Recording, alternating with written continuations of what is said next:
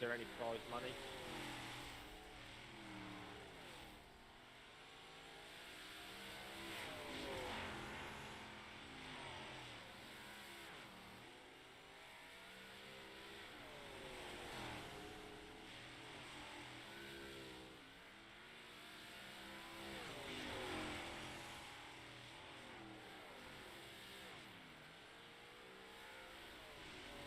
Yeah, we get some sponsors we would consider prize money. How much you want to pay?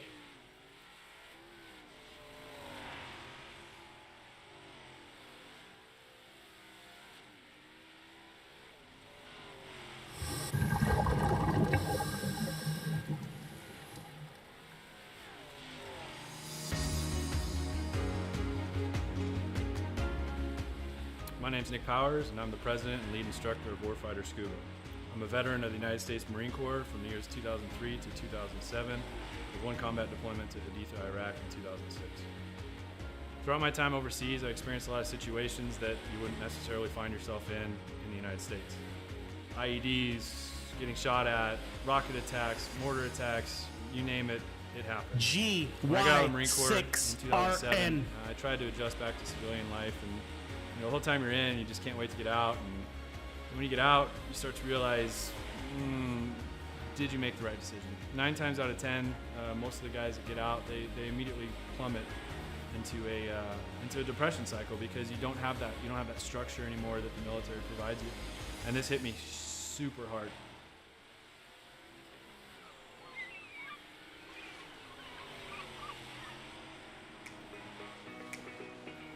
We moved to one of the #1 top dive destinations in the entire world, and I figured I'd start getting back into scuba diving. And after the first couple dives, I realized how peaceful it was underwater and how none of my problems followed me. You're just there in the present moment. I had the idea for Warfighter Scuba, and I kind of hinted at it, and they said, "You go for it." And that's basically. So it looks like you just bounced up. So it looks like this may work, man. So we'll. So Warfighter Scuba is a nonprofit. We're a 501c3 nonprofit with the IRS. We bring combat wounded veterans down to the Caribbean to teach them scuba diving to treat their wounds. Whether their wounds are physical or mental, such as PTSD, scuba diving is a extremely therapeutic activity for mental stressors and for physical ailments. Mentally, as soon as you go underwater, your body just reacts. It's not normal. You're not meant to breathe underwater. It automatically puts you into the present moment.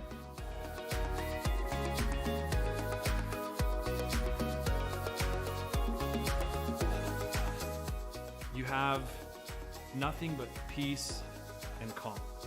This ability to separate yourself from reality really allows veterans to find out what their trigger mechanism might be for their particular mental stressors.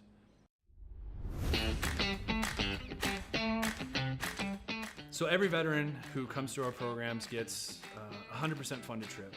Each veteran also receives a round-trip ticket from their home of record. That ticket will bring them straight into Roatan, and their entire week stay, their hotel, their meals, their snacks, everything's paid for. And so that veteran can get an entire week away from reality and completely separate from any kind of problems they might be facing at home. So each veteran receives very private and intimate training sessions when they come down to Roatan. We first start in the pool. We do some confined water skills. We'll then switch out to the open water dives. From that point on, it's not even training anymore. It's just fun. It's learning on a level that I don't think most people have experienced before. We do all the certifications for them that we can in a week at their pace, from open water to full face mask to nitrox.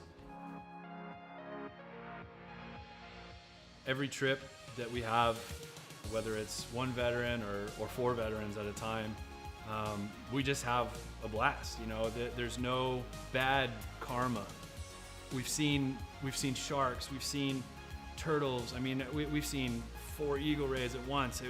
Just the things that happen when we're in the water together are truly, they're just unbelievable.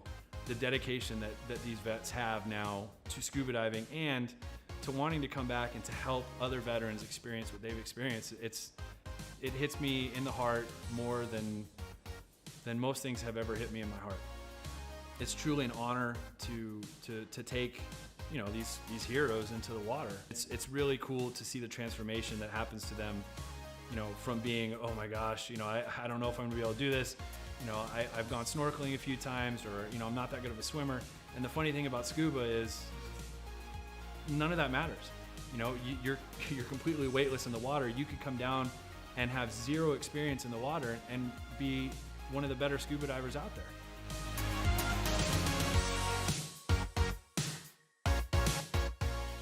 So as with all nonprofits, we rely solely on generous donors such as yourselves.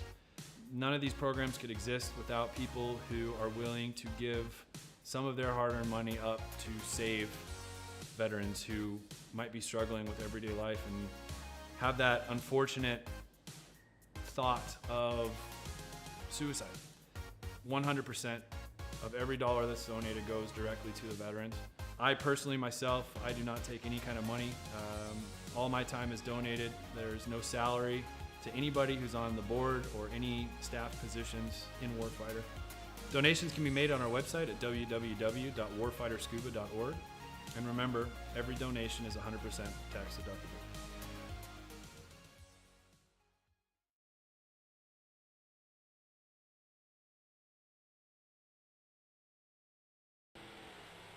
Welcome back to the stream. It is Friday night. We have a packed house of limited late models here at Fairbury. So if it's a packed house and it's Friday night, it is time for Friday Night Lights limited late models to kick off the show. We are going to be clearing the track here momentarily, go into a driver's meeting. You out there, you will be riding along with us the entire time. I admin as I broadcast. So anything that you hear us say to the drivers, we mute microphones so the drivers don't really get to talk during the race, but it'll give you an insight of what happens in league racing. You'll get to hear all the communication with the drivers. Glad to have you aboard. If you are new, welcome. If you're coming back, thank you for coming back. Greatly appreciated. We are just getting ready to pull the cars off the track. As always, at GY6RN, we are streaming for awareness of veterans issues. 22 veterans a day take their own lives, which is totally unacceptable. We're trying to do our small part. You'll notice we do play promos throughout the evening of various veteran organizations. Some of them sell t-shirts, some of them just take donations. If help out where you can. 22 veterans a day taking their own lives is totally unacceptable. If you know a veteran out there, maybe you reach out, let them know you're thinking about them. If you haven't heard from them in a while, you never know where that conversation might go. So we are doing our little part to help. I am retired military, so I do my part as best I can. And again, welcome to Friday Night Lights. We will go ahead and call the cars off the track. Clear the track, please. Drivers, clear the track for a driver's meeting.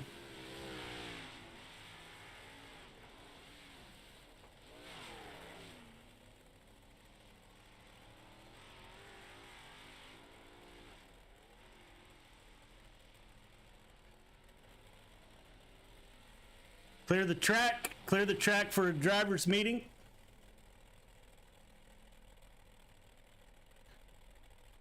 All right, fellas, welcome to Friday Night Lights Limited Late Models. Again, this is a hosted session. We do, unfortunately, have quite a few penalties from last week. The following names, if you hear your name, please do not qualify as you've been given a heat EOL. Nathan Aldridge, LaRoque, Zach Chapman, Gavin Chatham, Caden Berry, Delvoria, and Jackson Decker. You have received penalties for contact throughout the race, so please do not qualify. Take a heat EOL. Looks like the field is absolutely jam-packed.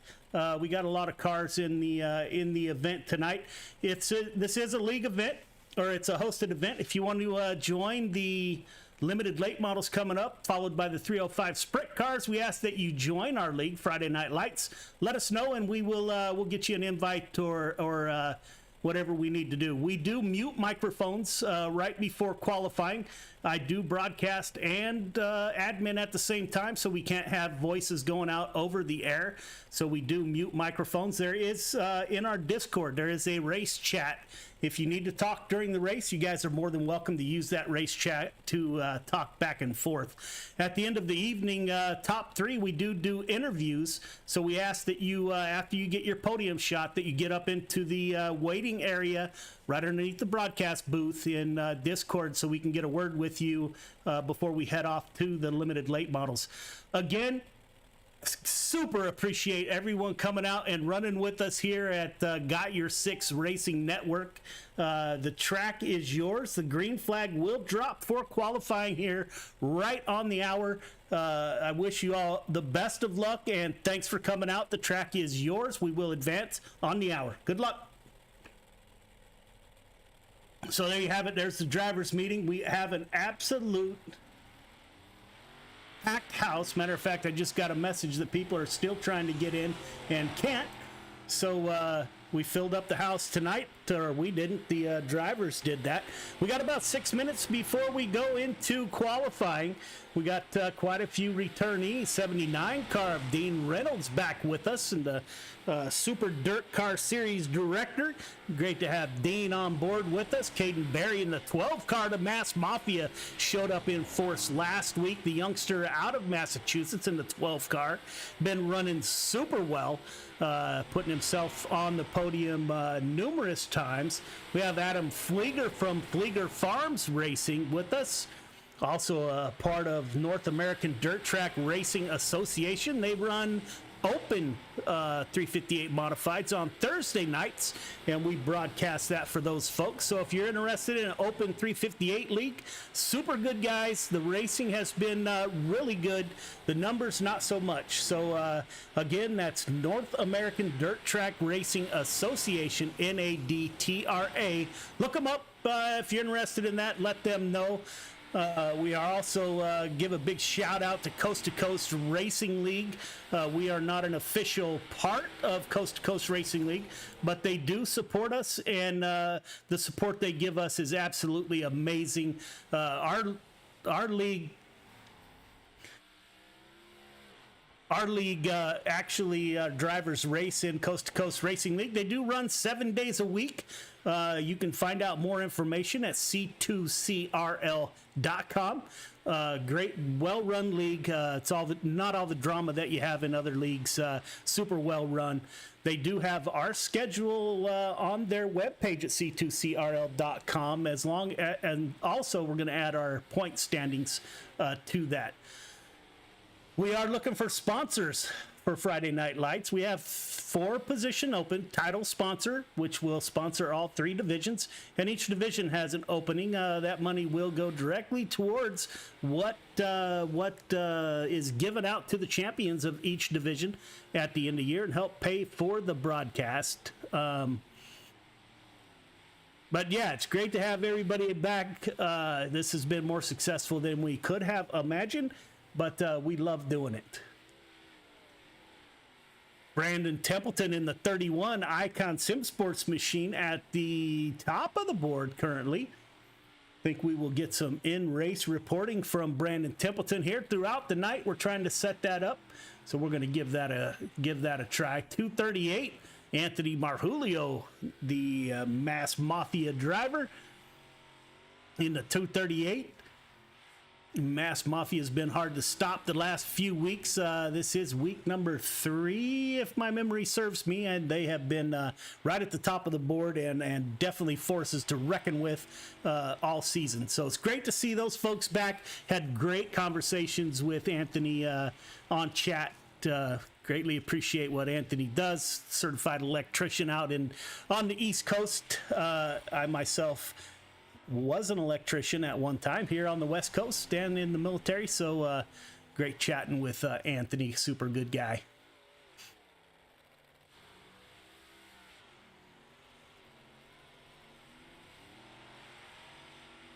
See the 238. We do have various camera views that we're going to be running tonight.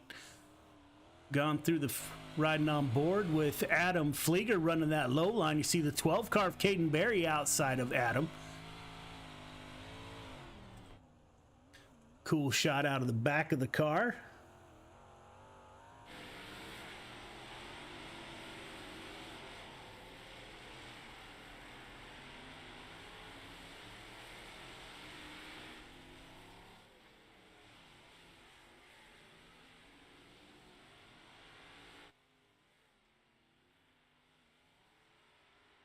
We are about 1 minute from going live. All right, fellas, we got to have about 1 minute until we're advancing into qualifying, at which time the mics will be muted. Any questions, comments, or concerns, now would be the time.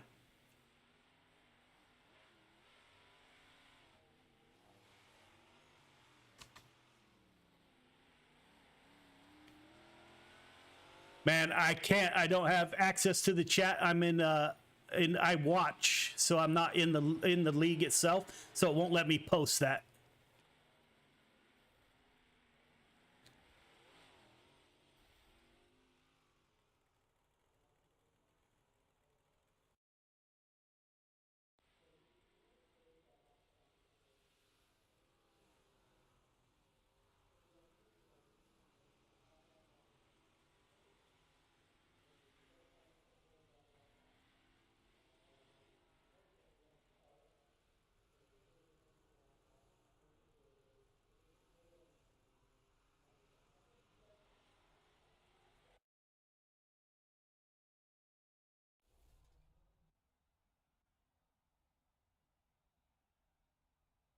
So there we go. We have advanced into qualifying. Let's see who is first out on the track. Once again, it is absolute packed house.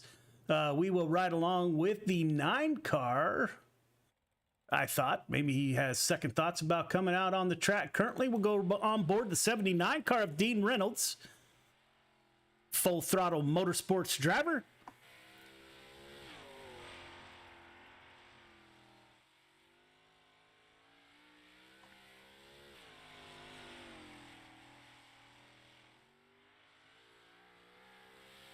Dean's first lap. Guess I need to turn it on. Isaac Salas to the top of the board with a 12.601 Venom Racing driver. Richard Williams in the 36 machine. Mid-South driver. Currently 13 quick with a 13.339. Garrett Mitchell just finishing up his run, currently sitting eighth quick. Aiden Strawberry, let's see if we can find Aiden Strawberry, currently 5th quick with a 12.741. 12.752 for 5th quick for Strawberry. Anderson just finishing up his 18th quick. Tyler Kuntz with us, an Indiana driver. Currently 23rd quick with a 13.169.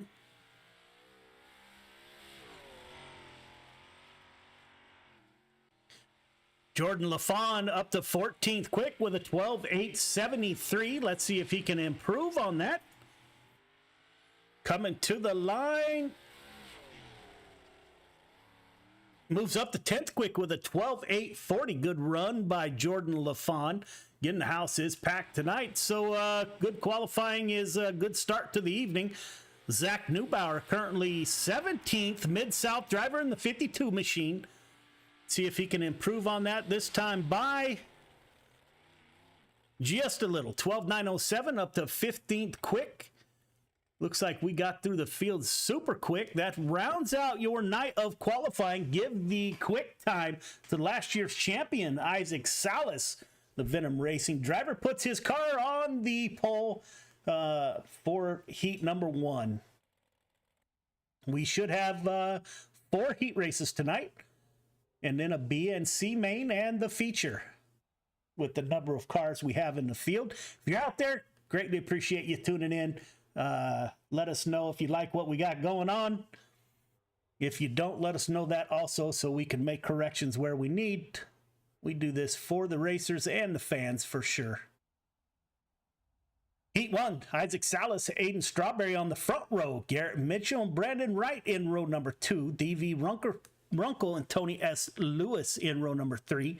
Ronald Foles, Adam Flieger in row number 4. Danny Hansford and Spencer Torrance in the 5th and final row. Last year's champion, the 5 car of Isaac Salas. Your quick time tonight in qualifying will start from the pole. Fairbury's kind of a small track. Got pleasantly surprised. We've broadcasted from Fairbury the last 2 nights in a row. Thought we'd have many more cautions than we did. So that was good to see. So we'll see how tonight goes once these guys get settled in. Good look at the Venom Racing number 5 car. North Dakota driver Isaac Salas. Works out in the oil fields, getting the oil out of the ground, so hopefully my gas prices go down. Greatly appreciate conversations with Isaac. Aiden Strawberry, too, is outside in the 40 car. Not sure where he's from or who his sponsor is. We need to get our SDK app, driver information app, out to our drivers so they can get that updated. Pace truck is off. Now we take that long, slow jaunt.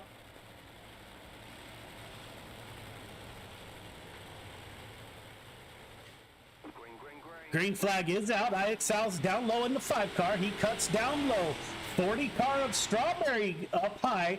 Isaac Salas slides out, blocks the progress. 5 car at the point, running a slider line. 40 and the 17 right behind him. We got a couple of cars together in the back. Not sure who that was. Top 4 transfer to the feature. The 002 car currently in your 4th and final transfer position.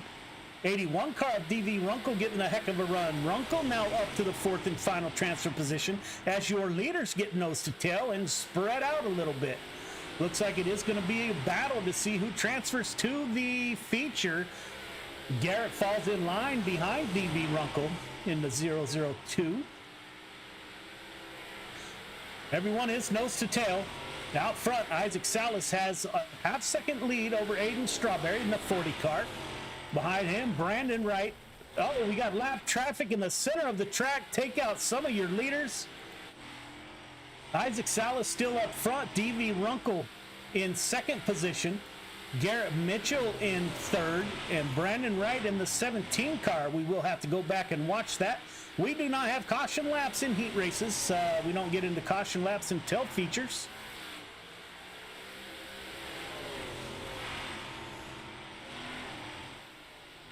Five car way out front, gets up into the fence, does no harm, no foul. DV Runkle up to 2nd quick in the 81. This is the final lap. 17 car of Brandon Wright dives down low. He's going to try to take away that position from the 002 car. Runkle up high. Salas, Mitchell, Runkle, and Wright are your top 4 heading to the feature. Everyone else will go to a B or C main.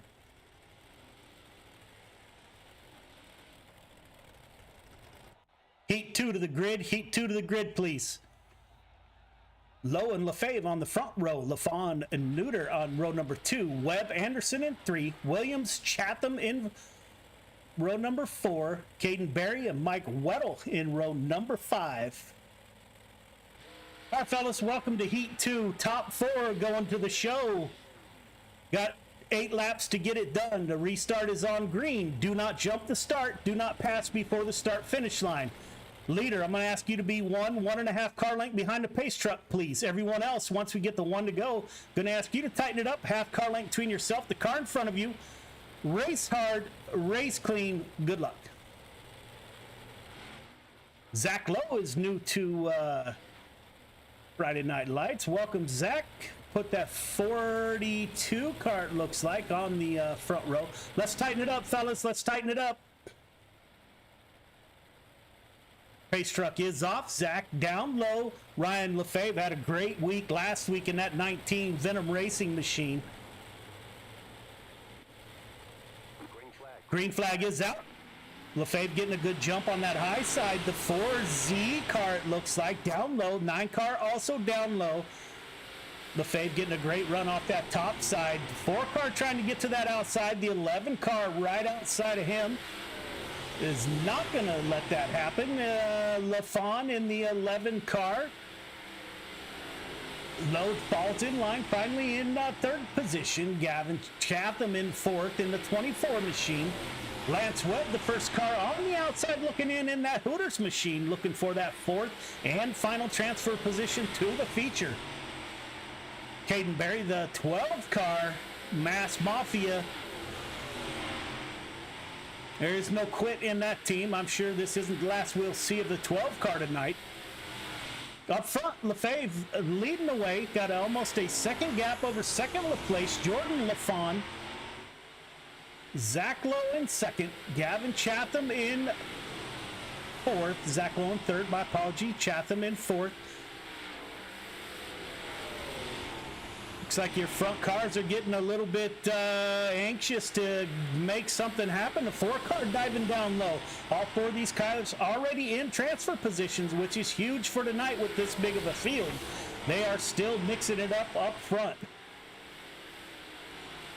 24 car of Chatham. They all get by the 4 car, so going down low did not pay off. 1 lap to go. LaFave out front in the 19 car. Racing for that outside pole of the feature, and it looks like he will possibly get that done. LaFawn in second, Chatham in third, Lowe in fourth. Those are your 4 transfers to tonight's Friday Night Lights modified feature.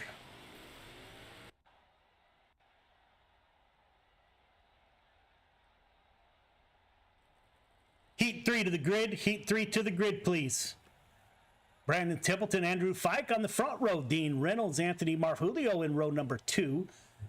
Sean Roberts, Dale Glessner in row number 3. Tyler Kuntz, Connor Merbelli in row number 4. And John Fawcett rounds out your field of 9 drivers.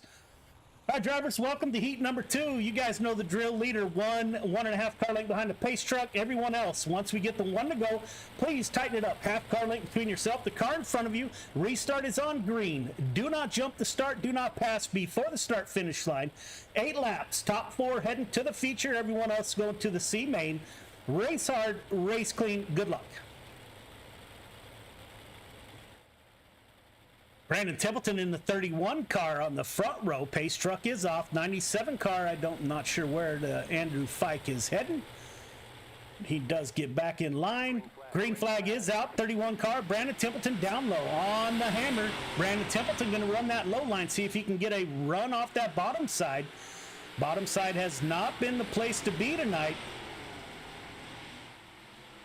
The 31 car makes his way up to that top line, put Brandon Templeton on the point. Dean Reynolds down low in the 79 car. Dean Reynolds trying to make something happen on the bottom, followed by Marjulio and Fight. 97 car gets turned. Tyler Kuntz now up to the 4th and final transfer position behind Marjulio. Sean Roberts in the 22 machine, Ohio driver. He's not going to settle for not going to the feature. He's not looking for extra laps in any of the main events. He is down low. Tyler Kuntz up high. Those two battling it out. We are working lap 4 of 8. Coming to halfway home. 238 of Marjulio gets low down high. Got 2 hungry drivers behind him, Kuntz and Roberts. Roberts from Ohio, Kuntz from Indiana. 22 car down low, 1 car up high. They are going to battle it out. 22 car thought about sliding in there, thought better of it. Oh, the 1 car into the fence. 22 car trying to cut down low, couldn't make that happen. Lap 7 of 8. The winner of this battle transferring to your feature. Up front, 31 car, Brandon Templeton. Dean Reynolds in second. Marjulio in third. Tyler Kuntz, the driver out of Indiana, heading to the feature, finishing in 4th position. Great heat race by those guys. Great heat race, fellas. Very well done. Greatly appreciated. Good show.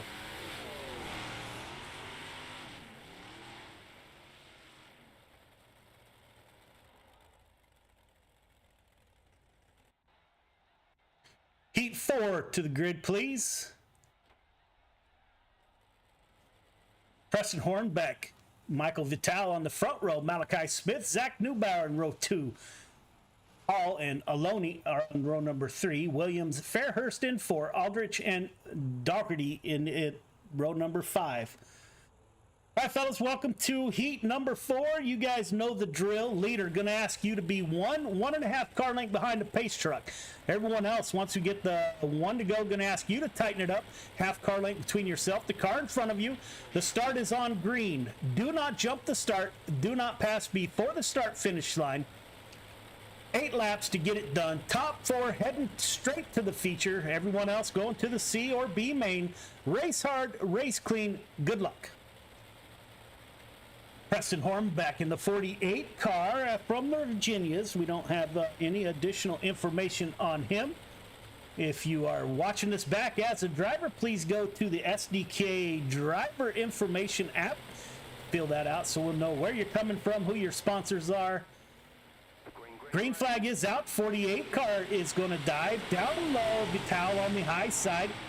In the 213, Vital pulling up to the outside. We are 3 wide going into turn number 3. Vital up high, 213.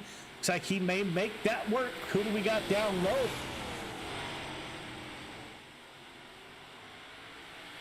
Is that Malachi Smith? Yes, it is. Malachi Smith goes down low, makes contact with the 48.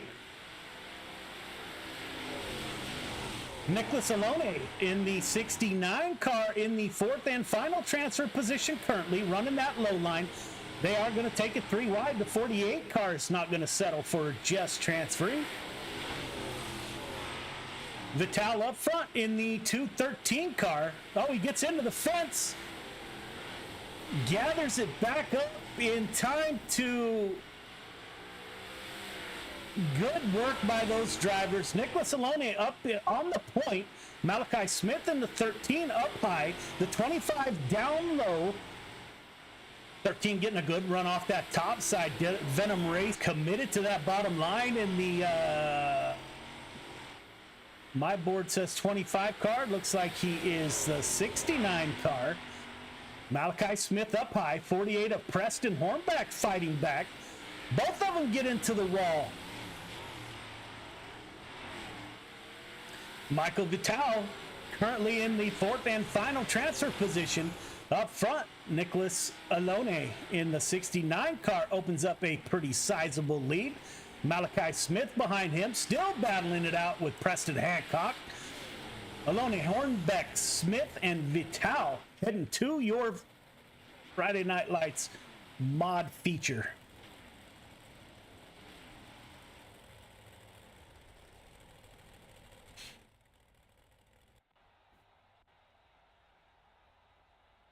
C-Main to the grid. C-Main to the grid, please.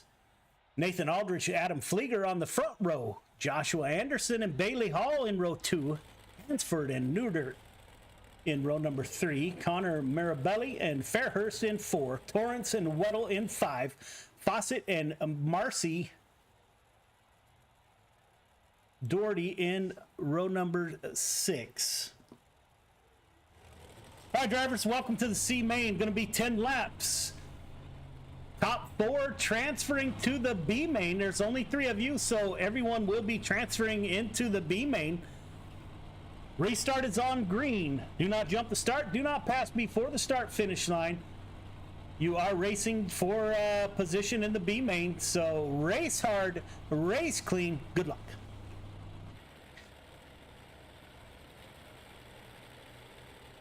Looks like only 3 cars are going to take the green flag.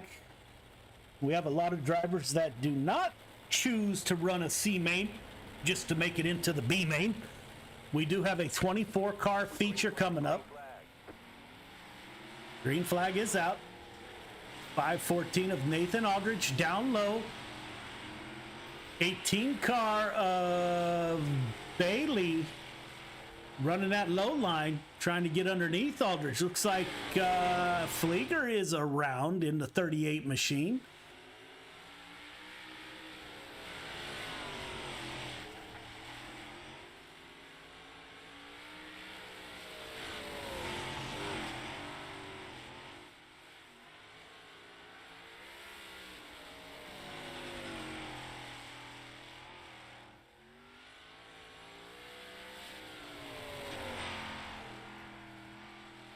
Just got a correction. The 12 car of Caden Berry is from New Hampshire. He is a part of the Mass Mafia. I may have said that he was from Massachusetts. I'm not real sure, but he is indeed from New Hampshire. Nathan Aldrich up front.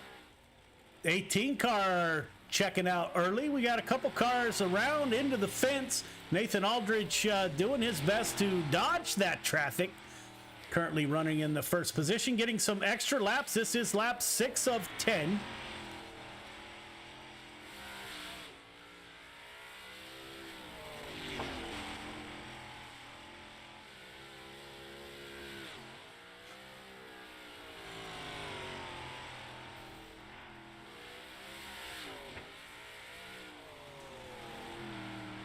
Working lap 8 of 10, Nathan Aldrich. Dan Bailey, New Zealand, Australian New Zealand driver in the 18 car in second position.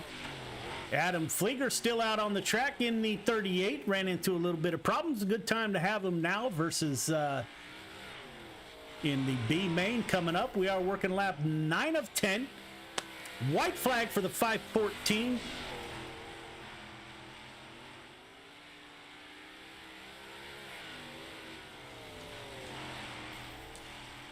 Nathan Aldrich, Bailey Hall, Adam Flieger will transfer to your B main.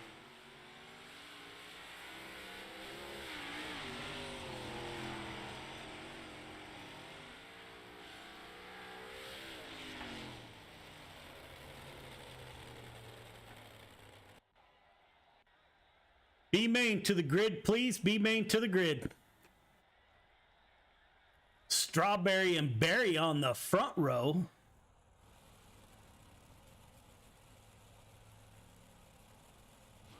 Roberts Williams in row 2. Foles and Webb in 3. Glessner and Neubauer in 4. Find my cursor here. Lewis Williams in 5. Fike Aldrich in 6. Hall Flieger in 7. And Joshua Anderson rounds out your field of 15 drivers. All right, drivers, welcome to the B main. 10 laps to get it done.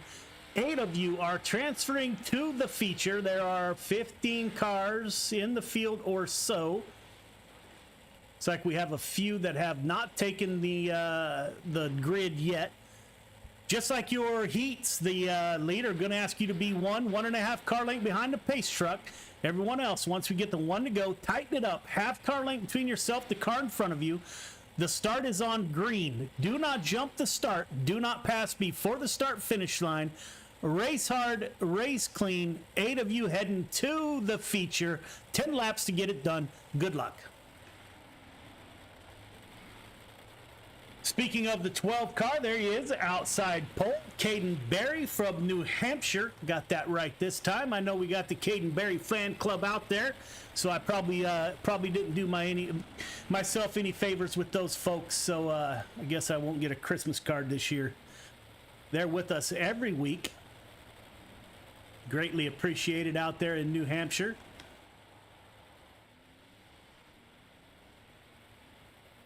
All right, let's start tightening it up. Tighten it up. Start is on green. Do not jump the start. Strawberry down low. 12 car of Caden Berry up high. Green flag is out. 40 car stays down low. Will he slide up and get in front of Berry? Yes, he will. Strawberry to the point. Watch Sean Roberts in that 22 car. Looks like he's getting a good run on that bottom side. 12 car, Berry in 3rd. Glessner in 4th. Andrew Fike in the 5th position. Berry now dives down low, trying to get underneath the 22 car. Pushes through the corner. Will that leave the door open? He's able to recover. 10 car down low, working underneath the 12 car.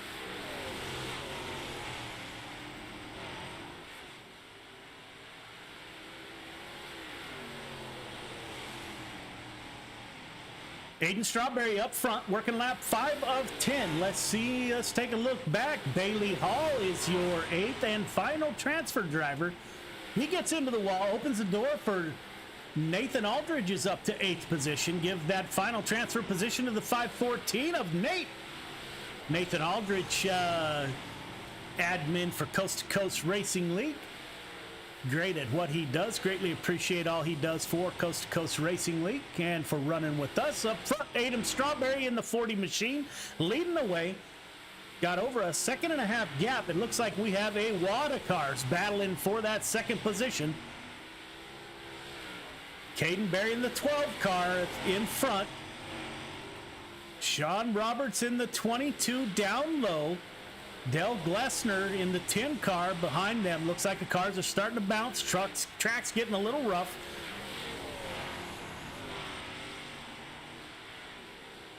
Nose to tail, the 12 car, Barry dives down low, trying to make a run on the 22 car. He'll get by, give Barry the second position. Zach Neubauer in the 52 up to the 8th and final transfer position. Nathan Aldrich back there, Andrew Fike in the 97. Oh, the 10 car is over. Dell Glessner runs into problems.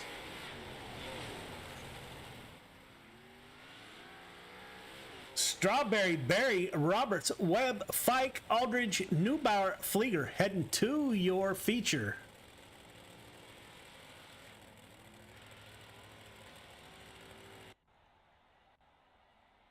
All right, fellas, 3 minutes of warm-up, and we will get into some feature racing.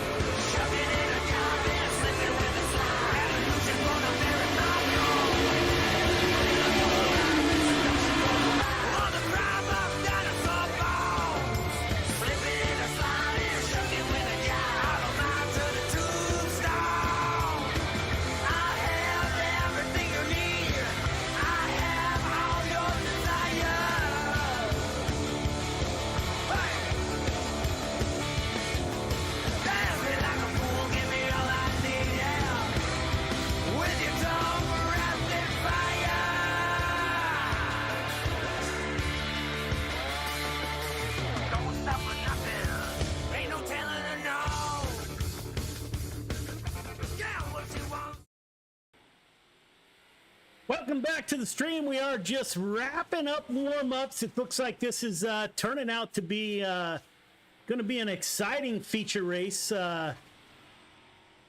got quite a few cars in the field. It was absolute packed house tonight. No one else could get in the server. Greatly appreciate that. Makes what we do worth it. Whenever you can fill a server, we'll have to think about increasing the number of cars maybe we allow in, which that is definitely a good thing. All right, fellas, feature time.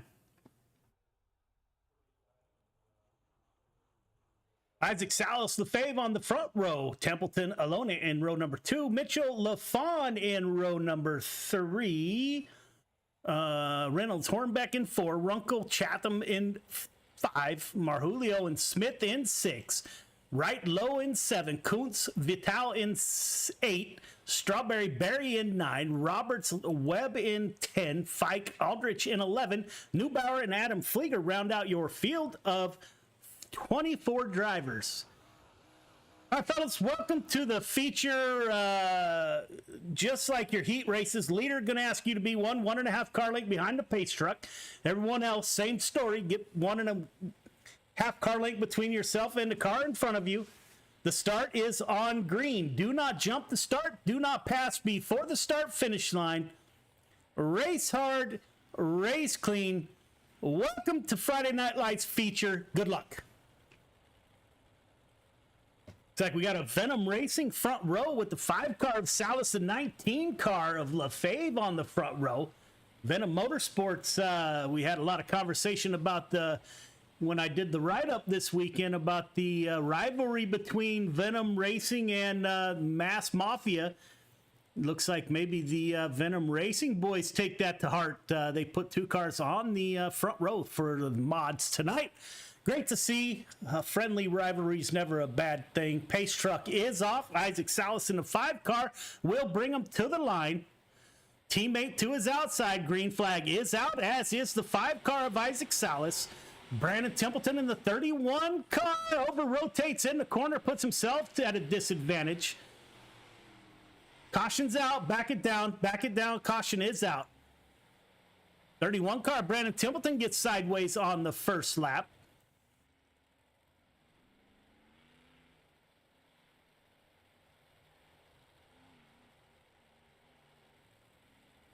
All right, leader, your start point is the last white tire, maybe in between the tire and that last green cone. That is your point to where you can go. If you're in the back of the field, please get caught up as quickly as possible.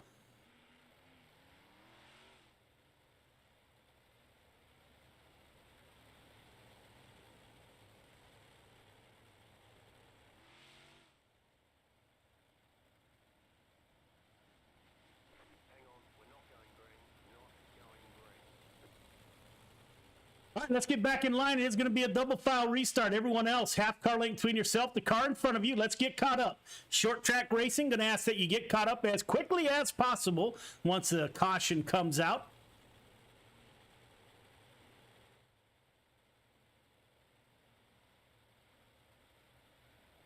Race hard, race clean. Good luck. So nothing changes. We didn't make it. We are working lap 5 of 25. Not much change up front. Still Venom Racing on the front row. Pace truck does duck off of the speedway. Restart is on the leader. Salas is on the loud pedal. Gets a good jump. Stays down low with Brandon Templeton right behind him. Looks like that low line. You got a group of cars running low. LaFave's the first car up high. 5 car and the 31 battling it out. A little bit of contact. Isaac Salas still at the point.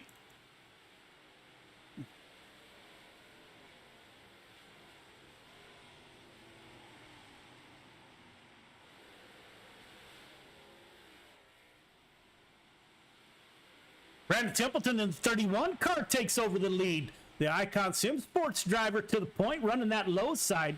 Salas settles out on the high side. You got the LaFave running in 3rd position. This one's hard to call. You got a bunch of cars in a tight space. Caution's out. Back it down. Not sure what happened there. If you are in the back of the field, please get caught up as quickly as possible so we don't have to extend the caution. Just go where iRacing tells you to go and get back in line.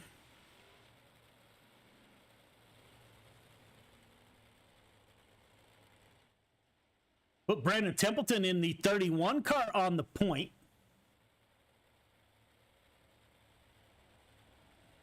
Brandon Templeton run practice quick time and the warm-up quick time. So we'll see how the 31 car can hold out. Driver out of Iowa.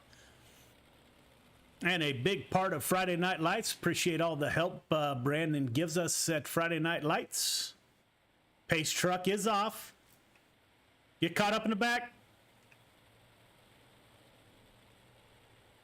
5 car is blinking just a little bit. 31 car is off. Gets a good start. Staying down low. 5 car, you're flashing a little bit for your awareness, sir. 31 car down high. Isaac Salas on the high side. LaFave, Venom Racing driver, teammate up high. 19 of Fave down low. Jordan LaFawn in the 30 car in a good looking 11 machine. Caution's out. Back it down. Back it down. We are running lap 8 of 30.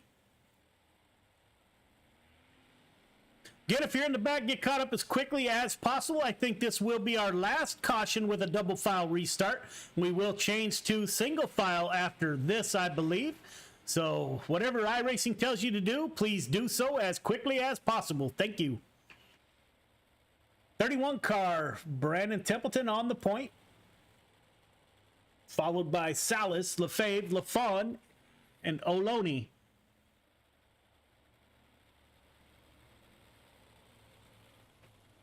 If you're in the back, please get caught up. If you're in the back, get caught up, please.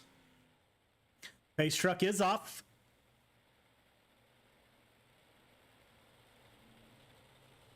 .31 car, Brandon Templeton's going to bring him to the line.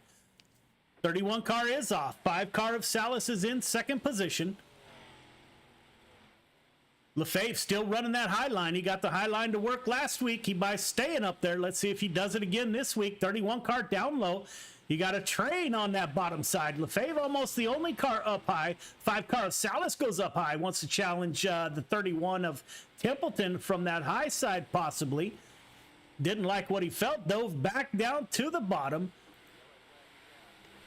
Caution's out. Back it down, fellas.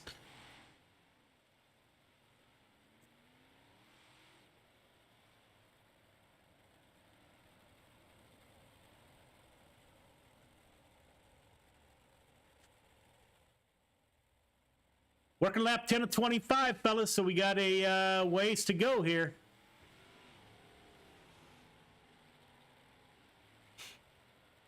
Also added an extra 5 laps, my mistake.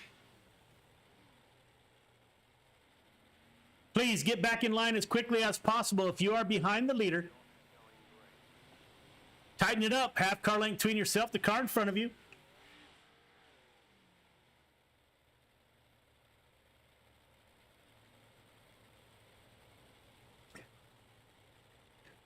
Boy, it's tough trying to get everybody on a short track back in line with a full field.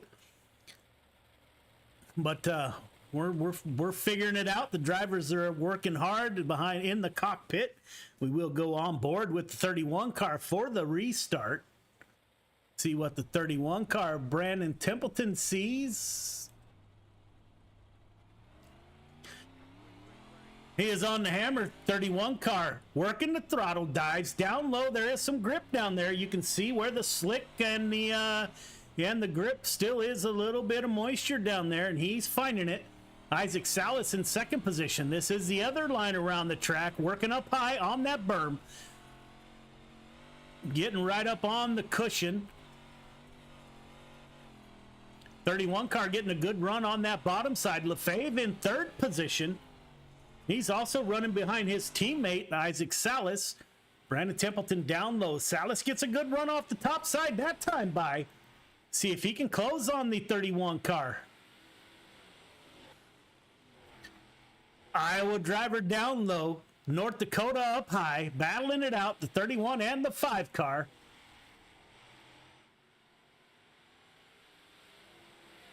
Anthony Marjulio back in the back, just was 3 wide, up 7 positions from the start, up to 4th position. So Mass Mafia is going to make its appearance here at the front of the field before too long. 238 has been working up 7 positions. Gavin Chatham right behind him. The 24 out high is Gavin Chatham. My apologies, running that high side right behind LaFave.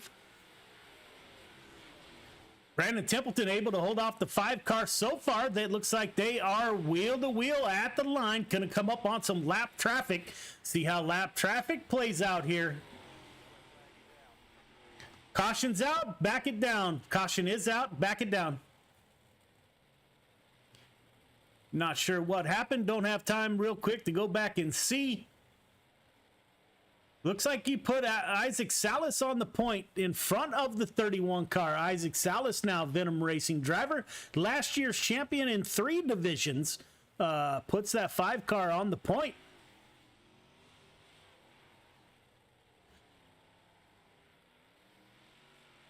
If you're in the back, get caught up, please. If you're in the back, get caught up as quickly as possible.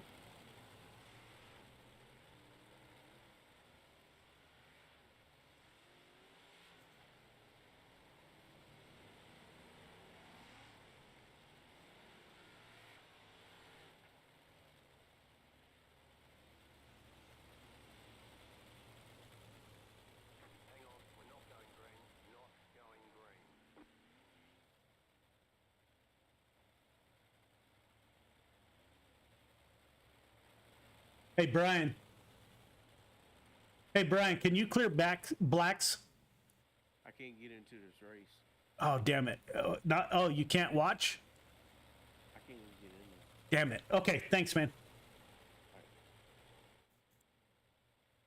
Isaac Salas at the front of the field, followed by Brandon Templeton, Lefebvre, Marjulio, and Chatham. Get a little bit of team rivalry going here. Marjulio still going to stay down low. 5 car up high. 31 right behind the 5 car. Didn't take the 31 car long to find that bottom side again. Running down low. Looks like that high line, they're getting a good run off the high side. You got the 5 car followed by his teammate Lefebvre on that high side. Brandon Templeton and Marjulio down low. Templeton slides up in between first and third position.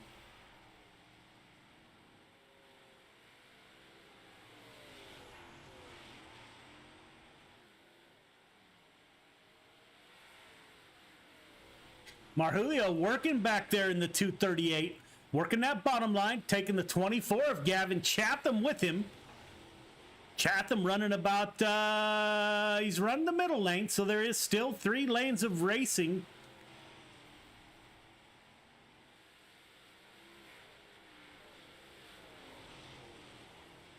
Aiden Strawberry in the 40 car is your biggest mover of the race, running a slider line. He is up 9 positions from the start. Up front, the 5 of Isaac Salas getting ready to come into some lap traffic. Caution's out, back it down. Caution's out, back it down. Big mess in 1 and 2. Big mess in 1 and 2. Be careful.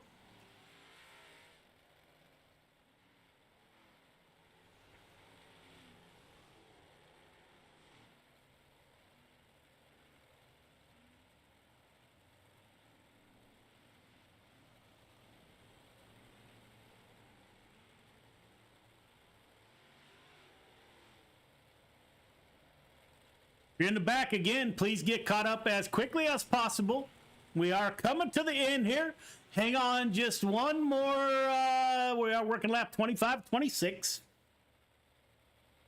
This will be a dash to the end.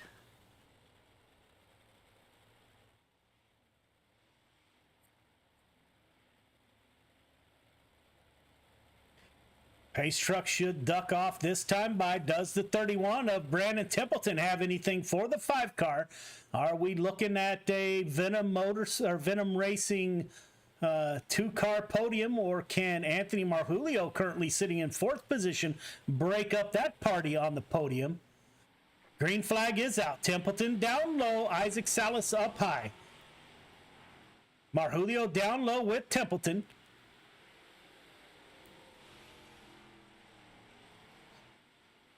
Looks like those gentlemen are getting a decent run off the bottom. Isaac Salas is taking advantage of those drivers running down low.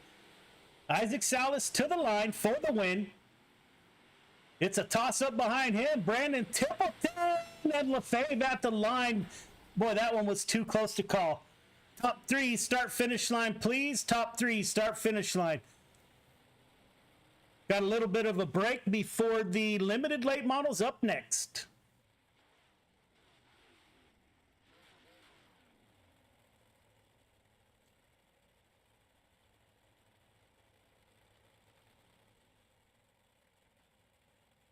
All right, fellas, if we can get you up in the broadcast booth, it'd be greatly appreciated.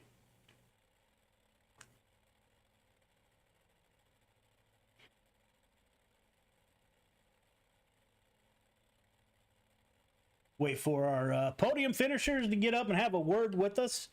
We do have Brandon Templeton, so we'll go ahead and talk to Brandon Templeton. Hey, BT, it's Joe. You got me? Yeah, I got you, Joe. Man, great run. I thought that you were going to be able to hold off the 5 car. How'd the track change? You stayed down low for quite a while. How was the top? How was the bottom? What'd you see? The top was pretty wore in with this many cars. As soon as the feature started, it was starting to wear in. It was, probably the best line there for a while, and then the bottom really came in, and I think it was quite a bit faster there for probably 10, 15 laps in the middle of the race, and I was able to work past Salas and get up there a little ways, and then after that, the bottom started getting to where you had to let off so much in the middle of the corner to stay down in the traction, and that really gave the top side an advantage again at the very end. So another 10 laps, would the bottom been gone, or would you had something for him? I think the whole track was going to be gone in another 10 laps. We'd have probably been running in the middle or something. I'm not sure, but up along the wall maybe again. But yeah, it was a pretty good race. Hats off to Salas. He picked the right spot to be at the right time, and he was fast all night like usual. Yeah, as were you, my friend. You got anybody you'd like to thank? Great run tonight. Yeah, I got to thank Icon Sim Sports, the dirt team over there too, the guys we race with, Kale at Big C's Lawn Care, Extreme Images by Ashley, Maley's Makery, my wife and kids, the stream, Got Your Six Racing Network, everyone watching at home. Ladies and gentlemen, 31 car Brandon Templeton, Icon Sim Sports driver, and I got to say a big thanks to you, BT, for all the help you give us putting it on GY6 Racing Network. Greatly appreciated, my brother, and hopefully we'll see you later on tonight. Thanks. Yes, sir. Ryan, this is Joe. You got me? Yeah, I gotcha. Man, that was a pretty good run. I was just saying during the broadcast in my write-up last week, it looked like the Mass Mafia boys were going to own this season. And I don't know if you guys heard that and decided to show up and put 2 Venom Racing cars on the podium. Great run by you, man. You fell back 1 from the start. No, you finished where you started. How did the track change? How did you see it going tonight? Well, the bottom was the fastest way around at the start, but I ran a race here the other night, and the bottom wears out. The top's where to be, so I figured I'm going to stay to the top the whole night and let it come to me.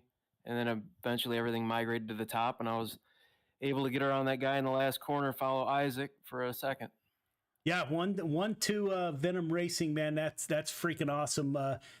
We're going to get used to seeing you on the podium also, man. Great run by you. You got anybody you'd like to thank?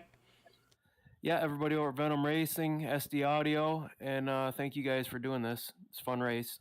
Yes, sir. Ladies and gentlemen, the 19 car of Ryan LaFave back on the podium in second position. Couldn't quite get past his teammate, the 5 car of Isaac Salas. 3 championships last racing season. Puts the 5 car on the podium. Isaac Salas. This is Joe. You got me? Yes, sir, I do. Man, great run by you. You and Brandon Templeton battled it out. It seemed like you were kind of committed to that high line and didn't even think about going down low. The 31 car ventured down there, made some headway there for a while, but then the bottom gave up. How'd you see the race going from the seat? I saw it as a very a disciplined race, where it was going to be whoever could keep their composure, keep good laps, keep it off the wall on top with Ryan and I.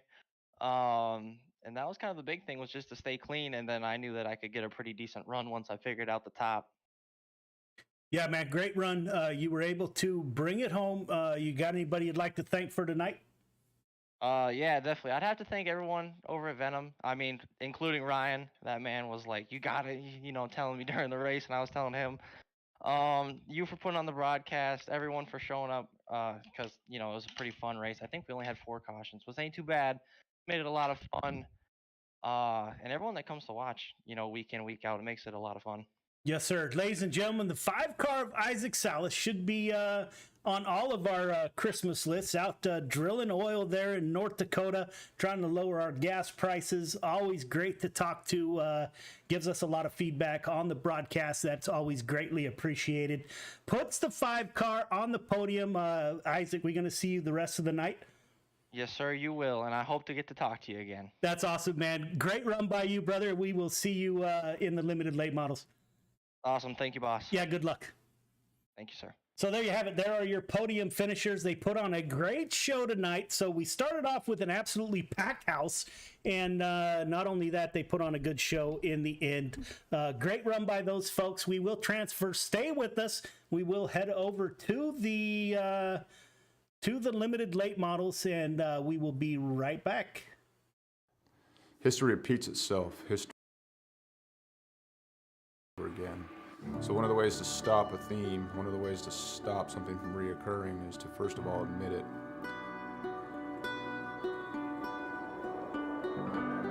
It didn't take long for us to quickly realize that there was power behind Mission 22, power behind its brand, power behind its message, and power behind its people that represented it.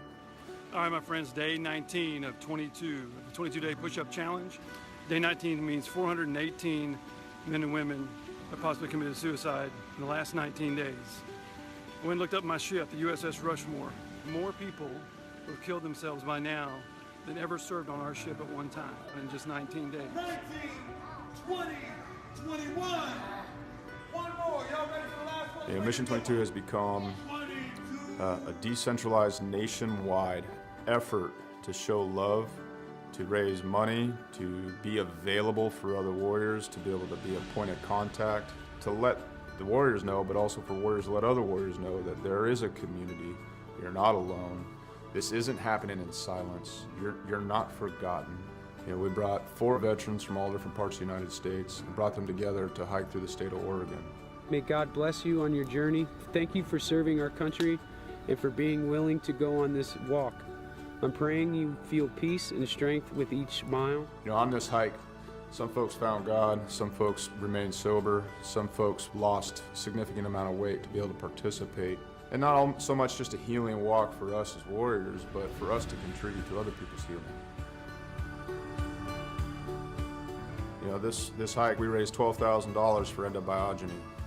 Some of the folks on this hike, they're going to be volunteers for this treatment.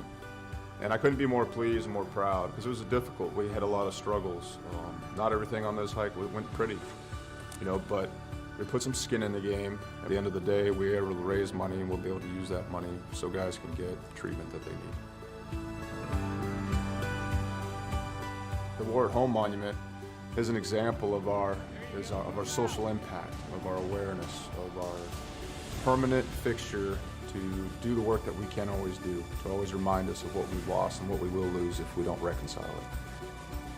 What we've done is taken 20 different veterans with their families' permission and used them as a silhouette to cut out of a 3,000-pound plate of steel.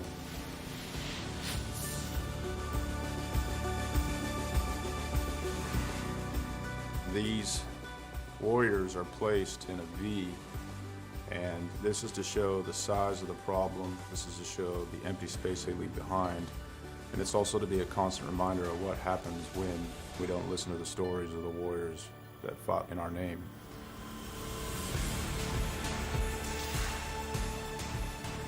Because it's not okay. It's not okay that everyone didn't know about veteran suicide. It's not okay that these things were a secret or left unsaid, or that it was shameful. It's not okay that it's shameful to suffer alone and suffer in silence, because if you ask for help, that you're no longer a warrior, that you're weak. Yeah. So I come back and I thought everybody else changed. So I pushed my family away. And it took a long time to really realize it because I didn't want to look internally. you know, I got my Class A CDL and hit the road. I was on the road for about 8 years trucking. And this makes me think about how insignificant all of the major things going on are. I mean, what, 1,000,000 years ago, that blew up. And, you know, over time became this. Whether it's hiking mountains or building monuments, it takes a community to heal a warrior. Warriors didn't get damaged and didn't become separated from the sunlight of the spirit on their own. It happened in the name of this nation. We can change the way we think about war, how we think about warriors, how we think about ourselves, and what we think we're going to do in the American community. We can do it now. We can do it here. And there's going to be another generation of warriors coming. We can set the tone to create a culture that grabs them up and loves them and smothers them in resources, in opportunity, right now.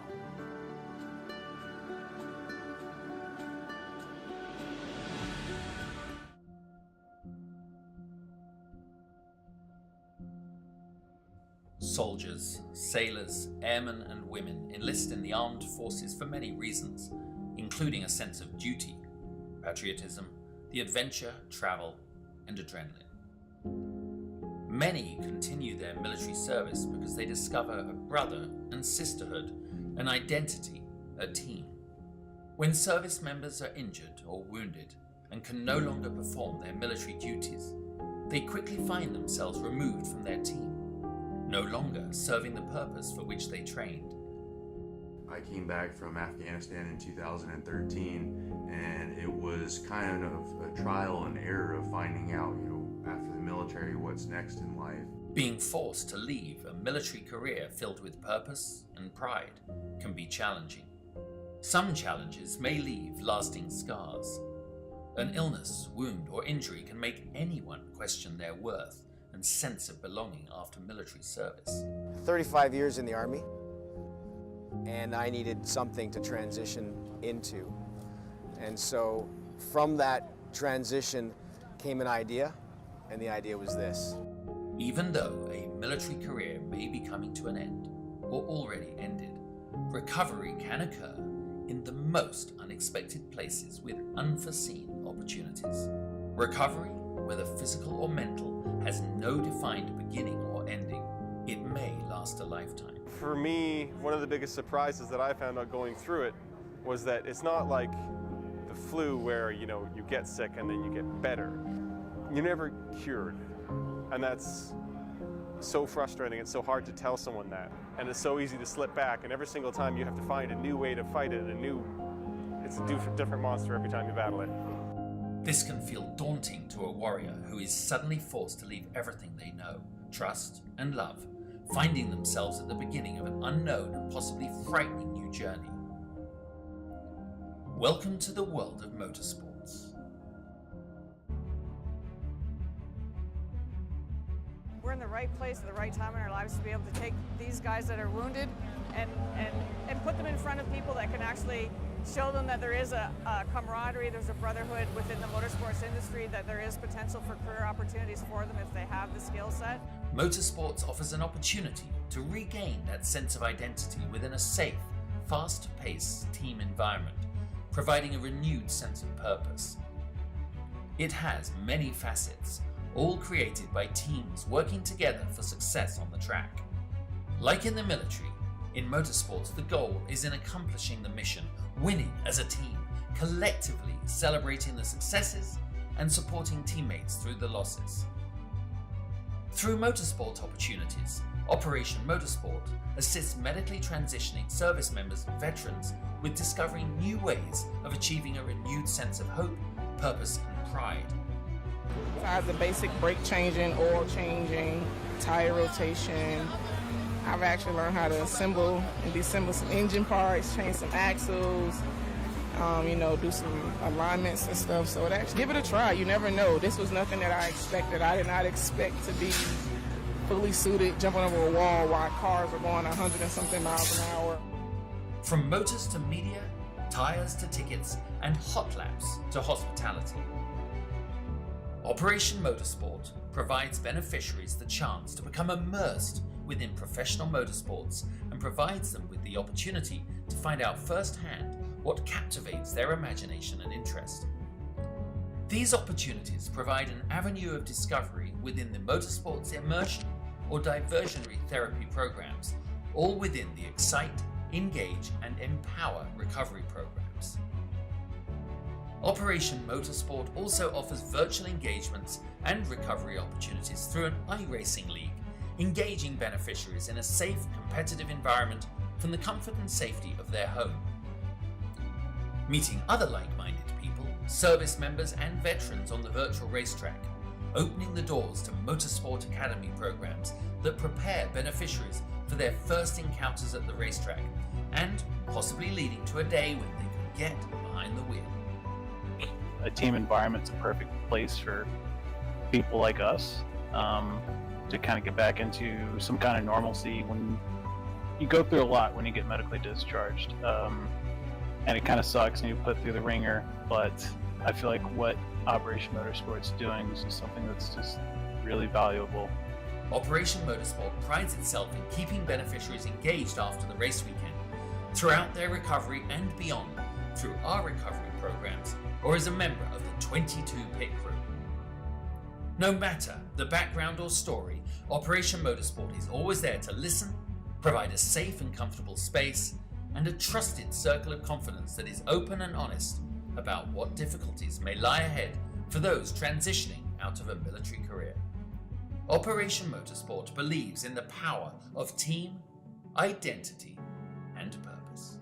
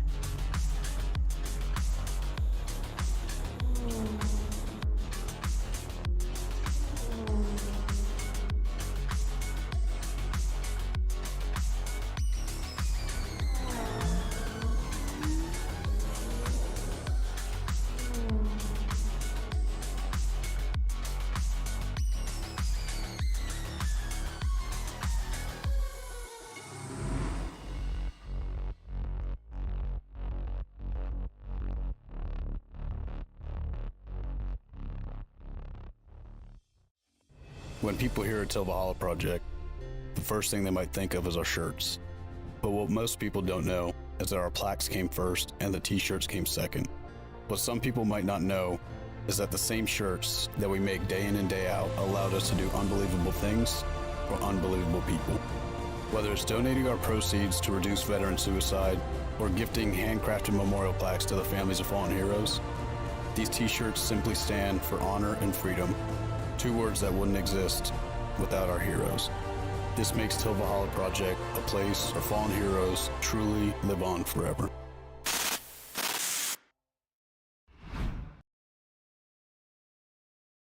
Have you ever had the desire to show off something you created? Like we'll say in motorsports racing, kart racing, or even in sim racing. While on the track, simulator, in your race car, or hauling close to the ground in a cart, Abruzzi Racewear has you covered. If you need to promote your team logo, name, colors, or just feeling a bit more confident in your sim rig, Abruzzi Racewear has your answer. Team shirts, jackets, and even racing suits, they will go the extra mile. Race boots, trainers to gloves, even karting suits, as well as safety-rated wear, Abruzzi has a supply to fit your needs. Customizable from team names to colors, and yes, you can have your own name customized just the way you like it. In sim racing, they give you the comfort and feel of being strapped into a cockpit to bring the experience closer to the way you desire it. Their range of apparel has been created to not only meet and exceed the highest levels of comfort and quality, but also to enable you to make it yours. To add your personality, take a look at AbruzziUSA.com to see the lineup and what they have to offer. AbruzziUSA.com, with customization at heart, it's your wear, your way.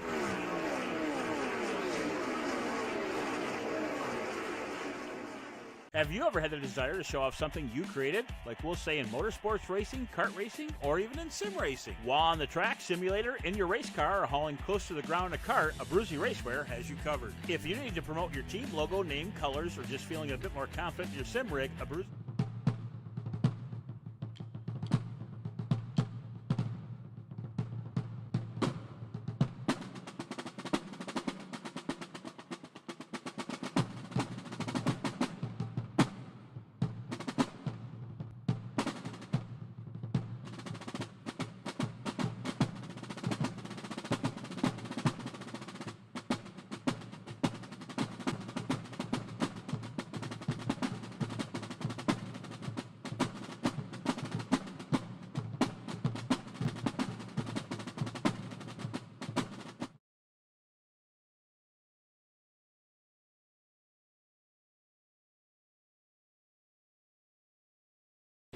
Welcome back to the stream. Thanks for joining us. We are with the limited late models at Fairbury. We did have a packed house for the mods. It is time for the limited late models to hit the track. This is a league event, Friday Night Lights league event. Again, if you're coming back or you stayed with us, greatly appreciated. If you're just joining us, welcome to the show. Let us know if we're doing something you like. Please hit the like button. If we're doing something that maybe you don't like or you'd like to see something different, please let us know that, and we will try to accommodate that for sure. We are just seeing the cars come out on the track. We will give them probably about 10 minutes or so to warm up. We will go into a driver's meeting. Don't know how many cars we will have in the field tonight.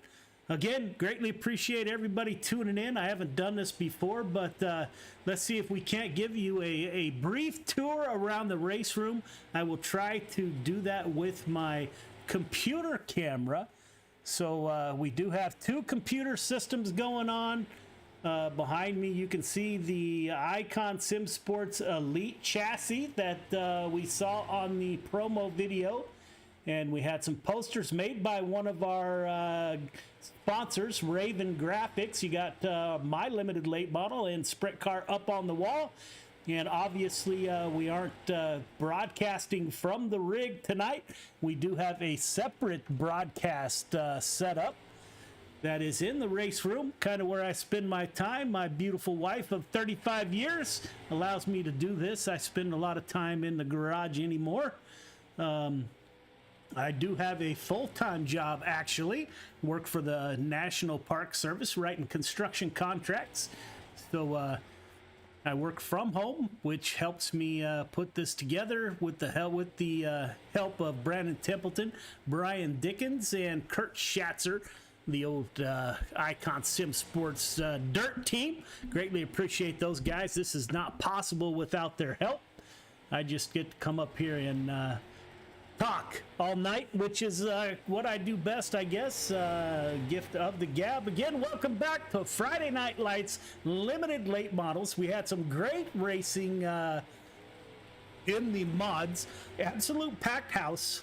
If you were in the mods, you're still watching the broadcast, you want to join Friday Night Lights, please go to our Facebook page, Friday Night, or Got Your 6 GY6RN Friday Night Lights on Facebook. We will get you in contact with our Discord page, where we can give you all the information that you will need to join Friday Night Lights, the league. The next two races, the limited late models and the 305s, are a league event. So we're excited. It's about time to do this. Getting excited as closer we get to the green flag. We see some of the similar faces in the field. The 11 car of Jordan LaFon, a great looking machine, Indiana driver. Michael Vitale had some great conversations with the 213 driver out of New York. Is Michael Vitale, veteran. Greatly appreciate your service, Michael. Michael, new to the league. Thank you for joining us, brother. Greatly appreciate your service, as I said before. Andrew Fike back with us in the Chick-fil-A machine. Somebody let me know if they have Chick-fil-A. We're thinking about making a move from California out to Tennessee, so hopefully I would think they would have Chick-fil-A out in Tennessee. We'll find out. We're about to take a flight out to see what houses look like in Tennessee and make our escape from California here in the very near future, I hope. 238 car of Anthony Marjulio back in the field. The Mass Mafia driver in the 238. 12 car of Caden Berry, New Hampshire driver. I'll get that right this time. Thank you for the correction, folks. Mass Mafia turning out in force. Greg Boydell, Icon Sim Sports driver in the 014 machine. Gavin Chatham back with us in the 24. Good looking 24 ride out of Pennsylvania.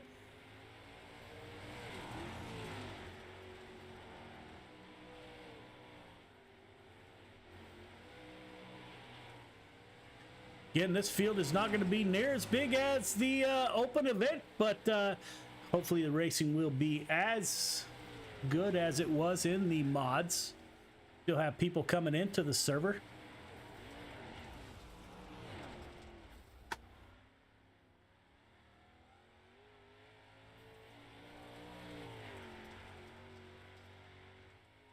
As always, we are racing for awareness at Got Your Six Racing Network of Veterans Issues.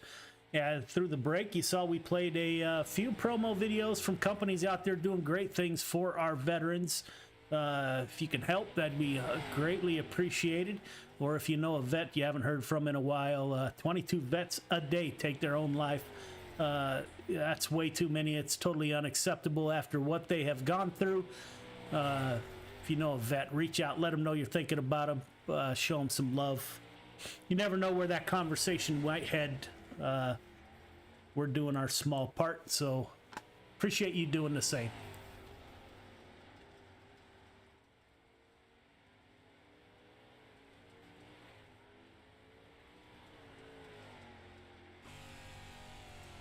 Go on board the 12 car, Caden Berry.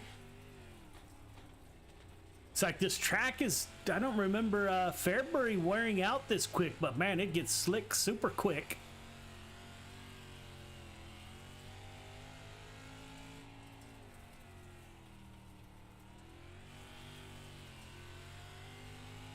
I'm not sure when the Mass Mafia boys go back real racing. I hope they're able to stay with us. I don't know what race night is out on the East Coast. I know here in California, Saturday night, we'll be watching the sprint cars. And my future ride, possibly a dwarf car, which is a Legends car without fenders on the dirt. So we'll see how that plays out. If I can get my boss to give me permission, I think we may give racing a try. Served 23 years in the military, never had much of a chance to get out on the dirt, but visited all the tracks around here in Northern California.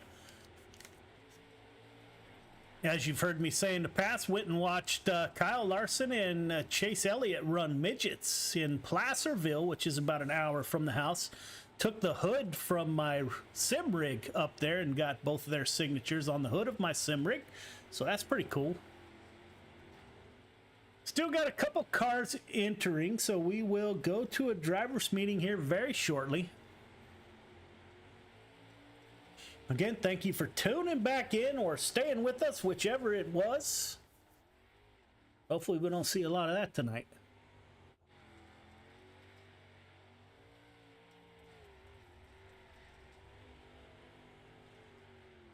Get all drivers, clear the track, please.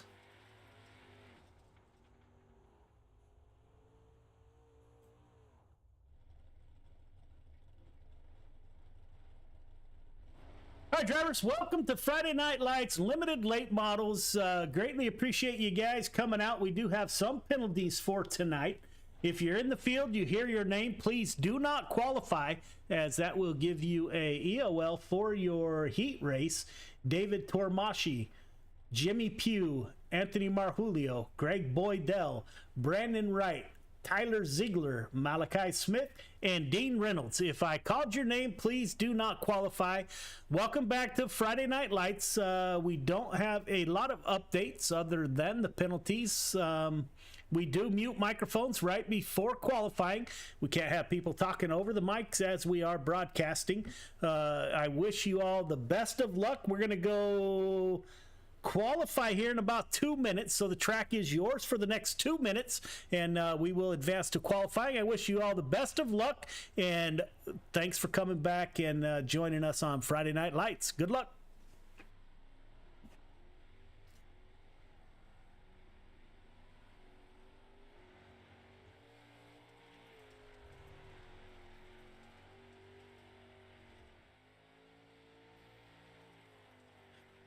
Riding along with Jordan LaFon in a great looking 11 machine, Yoast Racing. Need to get a hold of Jordan, have him update his STK gaming driver app so that he can put his sponsors on there. Great looking ride. Also, I'd like to thank those that support us. Coast to Coast Racing League. We are not an official member of Coast to Coast, but they do support us, and that is greatly appreciated. You can find our schedule on their webpage, and soon you'll be able to find our point standings. It's a great racing league, very well run. Racing without all the drama you get in other leagues. Their web address, if you're interested, you're in the market for a new racing league, highly recommend it. It's where all of our guys run, c2crl.com. Magnum Race Designs, Brian Lawson is one of our supporters. He did our logos. He did the Friday Night Lights flyer. Magnum Racing Designs. If you're in the market for any logos or car wraps, look no further than Magnum Race Designs and Brian Lawson. If you can't get a hold of them, let me know, and I will make that connection. And Raven Graphics, Doyle Lawrence, the owner of Raven Graphics, does the wraps on my car, and that's greatly appreciated. And he's going to do some real cool stuff for the champions of each division this year. So I'm looking real forward to that. Saw some of the prototypes and some of those that he gave out at Coast to Coast. Super neat stuff coming, so I'd like to thank Raven Graphics for that. All right, drivers, we are going to be advancing. Any questions, comments, or concerns? Now would be the time.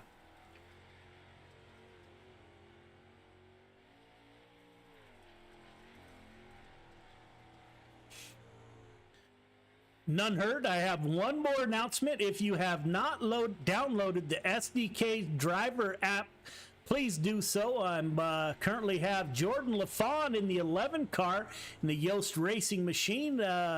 If you download the SDK driver app, sir, their sponsor and your name and all that will show up on the screen during the broadcast. So we will put that link back up to that application where you can enter your driver info. Time for qualifying. Good luck.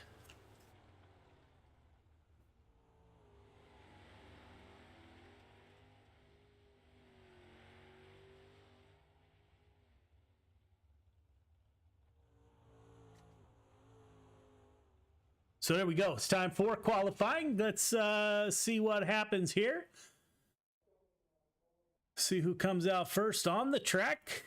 Fairbury is a short track, as you heard if you were with us in the last race. Kind of hard to get those cars in the back caught back up once a caution comes out. Man, that's really tough. We'll ride along with Garrett Mitchell in the 002 car, Virginia's driver. See how Garrett does. Flying Old Glory on the top of the 002.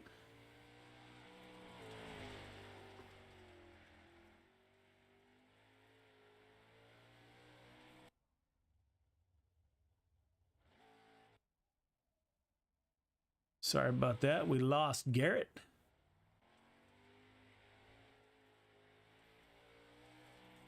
Looks like Garrett Mitchell at the top of the board, but that didn't last long. Last year's champion and last race winner, Isaac Salas, puts his car on the point. 12,586. Chris Cox in second place. Michael Vitale in the 213 machine out on the track. He's good for 8 quick with a 14,942. Brennan Weeks back with us in the 22 machine. See how Brennan does in the 12 machine. Up to third quick with a 12,639. Brennan Weeks puts up. Ace Motorsports driver. See if he can improve on his second lap. And he will. Up to second quick with a 12,521. LaFawn back on the track in the 11 machine out of Indiana. See how LaFawn does. He's coming around for his first lap.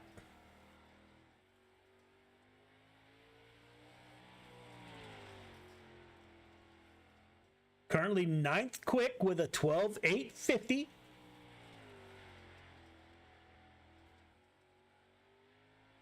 See if he improves on his second lap.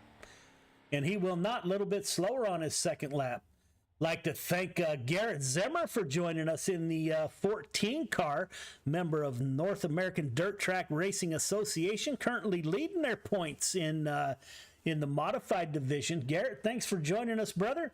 Zimmer Gaming Products in the 14 machine had a decent run last night. Ran into some problems early in his limited late model, but still leading the points. Great driver. Thanks for coming out, Garrett. Greatly appreciated. Garrett, greatly appreciate you coming out. So it looks like that's it. It looks like we only had 14 drivers take to the field. We had quite a few penalties, and as you heard, those drivers who get penalties do not qualify, so they will start in the back of their heat races. They still will have the opportunity to advance through the field, of course. Looks like with, not many cars, 18 cars, everyone will head to the feature tonight. Heat 1 to the grid. Heat 1 to the grid, please. Isaac Salas and Gavin Chatham on the front row. Mitchell and White in row number 2. LaFawn and Nation in row number 3. Fike Marjulio in 4. Greg Boydell rounds out your field of 9 drivers. All right, drivers, welcome to heat number 1. You guys know the drill by now. Leader going to ask you to be 1.5 car length behind the pace truck. Everybody else, once we get the 1 to go, going to ask you to tighten it up. Half car length between yourself, the car in front of you. The restart is on green. Do not jump the start. Do not pass before the start finish line. 4 of you are heading straight to the feature. It looks like everyone will go to the feature tonight, however, but 4 of you, top 4, will head to the feature for sure. Race hard, race clean. Good luck. Isaac Salas has been hard to knock off that front row in the 5 car, so you got to watch that. Oh my goodness, I see back here a 94 car, Bo Nation, running the, unfortunately, Bo kind of left us there, running the GY6RN logo on the front of his limited late model. Driver out of Australia, New Zealand. Up front, Isaac Salas will bring us Gavin Chatham to his outside. Green flag is off. We are underway. Limited late models Friday Night Lights at Fairbury. 5 car Salas slides up, gets in front of the 24 car. 24 settles right in behind the 5 car.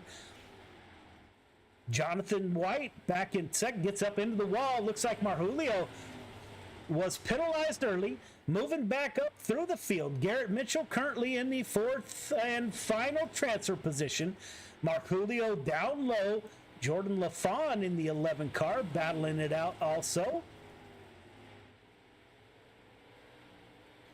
Garrett Mitchell currently in the 4th and final transfer position in the 002 car. Isaac Salas up front, pulling away from the field. Got over a second gap on second place Gavin Chatham. Looks like all the action is further back in the field. You got the 49 car of Jonathan White out of Ohio, battling it out. Garrett Mitchell right behind him in the 002. Virginia's driver, followed by LaFawn. These cars are nose to tail. Anything could happen. 11 car of LaFawn out of Indiana, battling it out. LaFawn dives down low, trying to get underneath the 00 car. Thought about sliding up and does not. Bo Nation out of Australia in the 94 machine up to, well, can't tell. He just blinked out, so that's unfortunate again. Up front, all Isaac Salas in the 5 car. Gavin Chatham in second. Jonathan White in third. We have 1 to go. Bo Nation. Marjulio on the 238 trying to punch his ticket to the feature. 94 car makes contact with the 238. Got 238 up high. Put the Mass Mafia into the feature. Salas, Chatham, White, Marjulio heading directly to the feature. Everyone else, we may not have a main event. May go straight to the feature. Heat 2 to the grid. Heat 2 to the grid, please. Brendan Weeks, Cox on the front row. Barry Webb in row number 2. Aldrich Vital in row number 3. Zimmer, Neubauer. Round out your field of 8 drivers. All right, drivers, welcome to heat number 2. You guys know the drill by now. Leader, 1.5 car length behind the pace truck, please. Everyone else, once we get the 1 to go, ask you to tighten it up. A half car length between yourself, the car in front of you. The start is on green. Do not jump the start. Do not pass before the start finish line. Top 4 heading straight to the feature. I think everyone is actually heading to the feature, but we'll see how that plays out. Race hard, race clean. Good luck. Brennan Weeks, Ace Motorsports driver in the 22 machine. We got to get our numbers down here. Chris Cox in the 515 to his outside. Chris Cox had a great run last week. Ran into some bad luck, but had a great run last week. So he'll give Brennan Weeks all he wants up front. Cars are coming around to the green flag. Pace truck is off. 12 car Brennan Weeks will bring us to the green flag. Cade Berry on his bumper. We are underway. 12 car dives down low. Berry trying to find that high line. Pushes through turn number 1. Berry settles in 4th position. Nathan Aldridge now moving up through the field. Big crash. Cox, Brennan Weeks, Aldrich 1, 2, 3. Vital is 4th. Garrett Zimmer now moving up in the 14. Zimmer Gaming Products machine.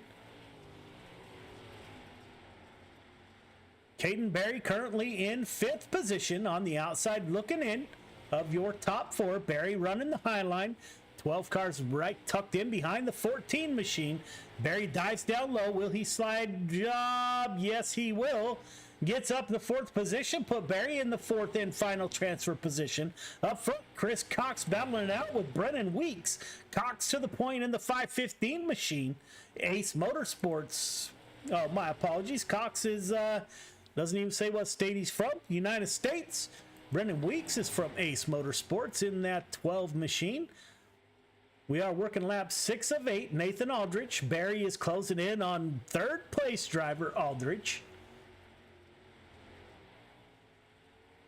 We are working lap 7 of 8. Top 4 breaking away from the field. Chris Cox up front. We may have a race. It looks like that front end of that 12 car got some damage somewhere. I don't think there's a straight car on the track. This is the last lap. Looks like Cox, Weeks, Aldrich, Caden Berry battling back down low, tries to dive underneath Aldrich. What a finish! Nathan Aldrich by a nose at the line. The youngster out of New Hampshire giving it all he had there at the end. Comes up just a hair short. That fellas, 3 minutes of warm up. Some great heat races.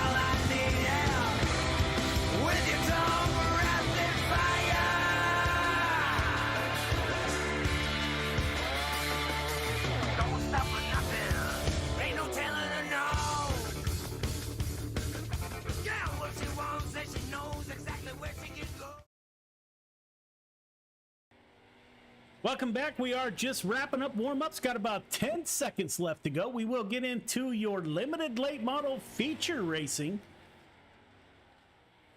Taking a good look at the 12 car.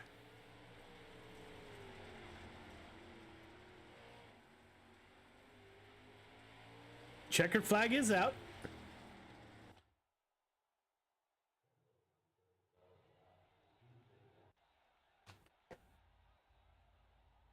Feature time. Feature cars to the grid, please. Salas and Cox on the front row. Chatham Weeks in row number 2. Jonathan White, Nathan Aldrich in 3. Anthony Marjulio and Caden Berry in row number 4. Garrett Mitchell, Lance Webb in 5. LaFawn Vital in 6. Boydell Zimmer in 7. Nation Neubauer in 8. And Andrew Fike rounds out your field of 17 drivers that are going to take the green flag for the feature. Welcome to the feature, drivers. Initial start, nothing changes from your heat races. Leader going to ask you to be 1.5 car length behind a pace truck. Everybody else, once we get the 1 to go, going to ask you to tighten it up. Half car length between yourself, the car in front of you. Start is on green. Do not jump the start. Do not pass before the start finish line. Fairbury is a short track. If caution does come out, you are in the back of the field. Please get caught up as quickly as possible so we don't have to extend cautions. Race hard, race clean. Welcome to the limited late model feature. Good luck. 5 car of Isaac Salas back on the front row. Chris Cox to his outside in the 515. So far, nobody's had anything for Salas. 31 car gave him a good run for his money in the previous race. 5 car held him off to win. Salas will bring him to the green flag. We are off. They get a good, they are even at the line. Salas dives down low. Will he slide up high? Salas likes that high line. He will. He gets in front of the 515 of Chris Cox. Feature, or the caution comes out. Back it down, fellas. If you are in the back, please get caught up as quickly as possible. Do what iRacing tells you to do. Looks like everybody probably, we did not quite finish a lap. Everyone will probably get their starting positions back. Leader, this restart is on you, sir. That last tire coming out of turn 4. That is your point. Anytime between there and the drop of the green flag is your go point. Everyone else, you're going on the car in front of you. Please do not make contact on the restart. Isaac Salas to the point. Chris Cox still to his outside. We do what is called double file back ×3, which means after the 3rd caution, we will go to single file restarts. Pace truck is off. Isaac Salas still on the point. Isaac Salas gets a good jump. Will he get up in front of the 515? Dives down low as he typically does. Slides up to that high line. Gets out in front of the 515. 515 now dives down low. We got another mess. I did not see a caution for that one. We had cars everywhere on the backstretch. Not sure why we did not get a caution. Isaac Salas up front. Back it down. Caution is out. Back it down. Caution is out. Not sure why the caution didn't come out. We had cars upside down. It looked like in turn number 1. Working lap 5 of 25. Long way to go in this one.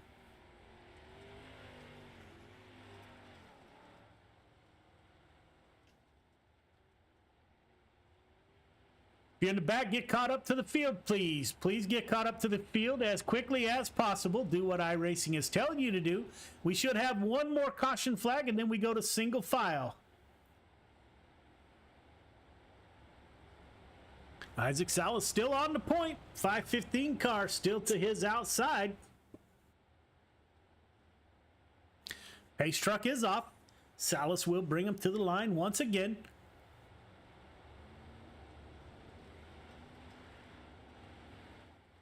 Your leader is off. They get a great start. 5:15 gets a good run on that top side.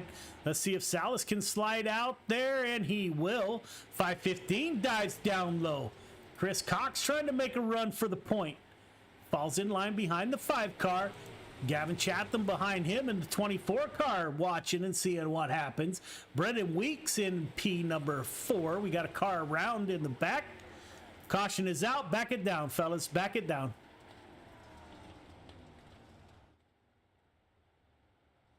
Looks like Salas, Cox, Chatham, Weeks, LaFawn, Aldrich, Mitchell, Barry, Marfulio, and Zimmer are your top 10.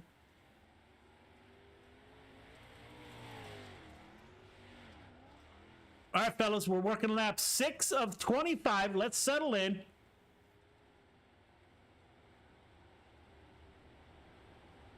Isaac Salas still at the front of the field.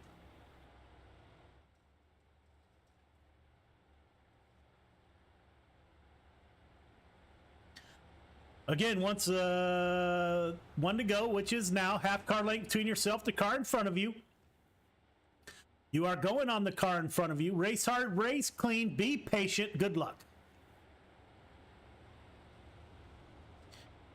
We are up to single file restarts. 5 car gets a good run. 5:15 on his tail.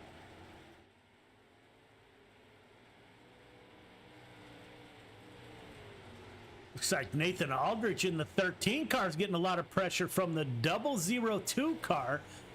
Don't look now. You got the Mass Mafia boys running side by side. 238 of Marjulio, the 12 of Caden Berry. Currently running 8th and 9th. Jordan LaFawn in front of them in that 11 car. Up front, Salas has broke away a 1.2 second gap over Cox in the 5:15. Brennan Weeks, your top 3 spread out in comfortable position. 24 car running. Gavin Chatham running 4th position. Garrett Zimmer in 5th. Looks like the first battle. 13 car gets up into the wall. This is where all the action is at. Marjulio in the 238 is the first car working the bottom, and he's making it work. The 14 car of Zimmer back there.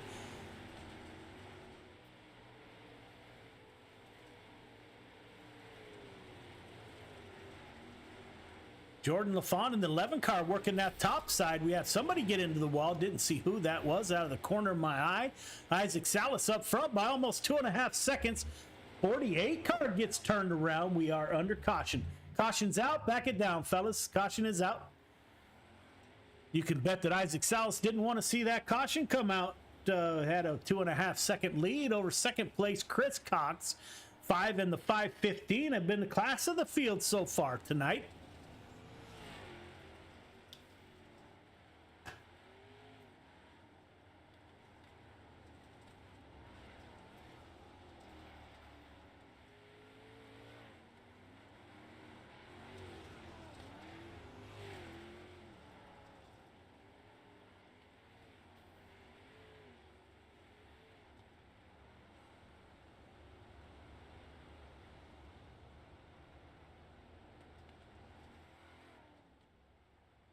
Answering a few messages. Got drivers messaging us. That's great to see. Don't know how they're messaging me and driving at the same time. Maybe that's the reason for the cautions. I don't know. Up front, the 5 car of Salas. Pace truck is off. Salas will bring us to the green flag once again. Salas starts up high, dives down low for the restart. Back up high. 5 car runs that high line to almost perfection. 5:15 car in his tire tracks, running lap 14 of 25. Patience may pay off in this one. Brendan Weeks in for 3rd position. Gavin Chatham in 5th. Garrett Mitchell in 5th. My apologies. Marjulio back there making some noise in the 238. He's the first car down there working that hot bottom line with any certainty. The 15 car. Now we got others diving down there. The 5:15 slides down low, comes up in front of the field, and the field is a mess. Caution is out. Back it down. Back it down.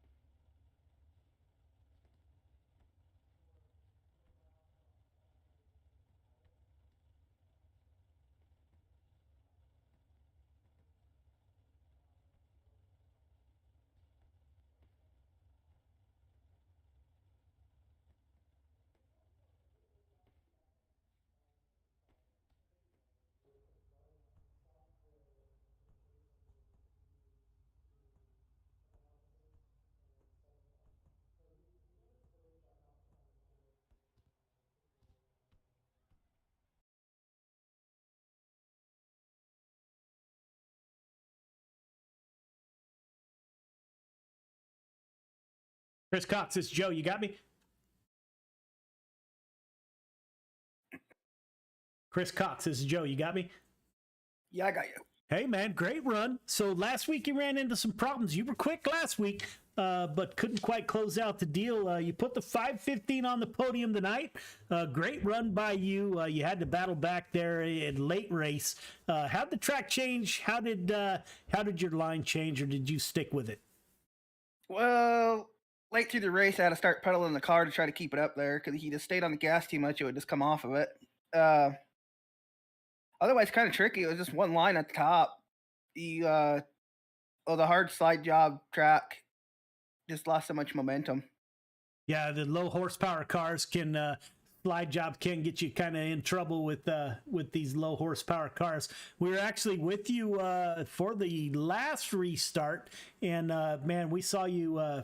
Could hear you working the throttle and watched you working the wheel. So great job by you, my friend. You got anybody you'd like to thank for the win? My mom and dad. You guys for putting this on. Yeah, that's basically it. Man, great run. I said win, second place, but it is a podium nonetheless. Great race by you, man. Way to battle back. You stayed in it all night. Last week, you weren't as fortunate as you are tonight. Quick car will always find the front and find the podium, and you did, my friend. So great job by you. We going to see you in the 305 sprint cars? Maybe. So a maybe's not a no. So we'll take that any day of the week. So great run by you, my brother. If we don't see you in the next race, have a great weekend, and thanks for joining us. You too, man. You Have bet. a good one. Ladies and gentlemen, the 515 car of Chris Cox puts his machine on the podium. We will get a word with my good friend, the number 5 car of Isaac Salas. Isaac, this is Joe. You got me? I do indeed, sir. Man, so last race, flag to flag. No, Brandon Templeton got you a couple laps. This race, flag to flag. Good run by you, my brother. What's the difference between the limited late model and 358s?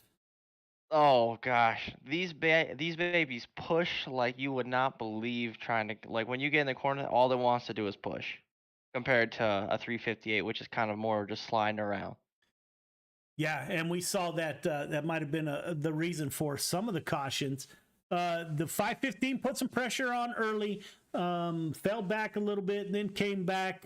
You are definitely a Highline Fairbury guy. Have you ever run the bottom? And what do you think about the bottom line? What's the difference between the two lines? Honestly, Joe, I love the high side because it enables me to have just a little bit of mistake room, a little bit of play in there. When it's to the bottom, if you don't hit the bottom right, you're slow. When you hit the top, I mean, you might bang off the wall a little bit, but these bad boys have fenders, and that helps a ton. And in all reality, these were and when we got to practice, these were the first ever laps I had ran at Fairbury in a limited late model. And so my practice was all learning about how the car would handle in the slick, and then I don't know, it just came to me, I guess just because I knew the high side of Fairbury. Man, you want to know who says that the high side leaves you room for error? That's only good drivers, because I'm telling you right now, brother, I'm down at the bottom, so I have that whole track to slide out and to get myself in trouble. So great run by you. You got anybody you'd like to thank, man? Well, you know, as again, hats off to Venom. Like I had Malachi in my ear this entire time. Just he's like pumping me up, hyping me up the entire time. If it's not one, it's the other. Those guys are my rock week in, week out, and they help me a bunch. So hats off to those guys. I mean, and right back at you, just like, you know, the rounds here, because I know I can't wait to come back and watch your broadcast. I'm so freaking excited to hear you. And then I'm being serious, man. I'm being serious. You're not, because you know what? We talk on Discord. You don't want to hear me. Oh. Nah, it's always good to hear your voice, because usually it means I either made you a little upset or it means I got to finish on the podium. But other than that, you know, as again to all the fans and everybody that comes watches, you know, week in, week out, it truly makes this community that you've created a lot of fun to be around. Yeah, man, I greatly appreciate it. Great, and appreciate the kind words. So, are you going to run 305s? I'm gonna try them. I don't think I've ever run a 305 at Fairbury, but we'll see what happens. And you just told me you've never run a limited late model at Fairbury also. So, field could be in some trouble, ladies and gentlemen. Venom Racing puts a car on the podium 2 races in a row. We'll see if they make it 3 in the 305 sprint cars. Isaac, if I don't talk to you, brother, have a great weekend. It's always a pleasure, man. Awesome. Well, it's always a pleasure. Right back at you, boss. Thank you, sir. Yes, sir. Ladies and gentlemen, that is your winner in the mods and limited late models, Mr. Isaac Salas. We will take a break and we will come back for the 305 sprint cars.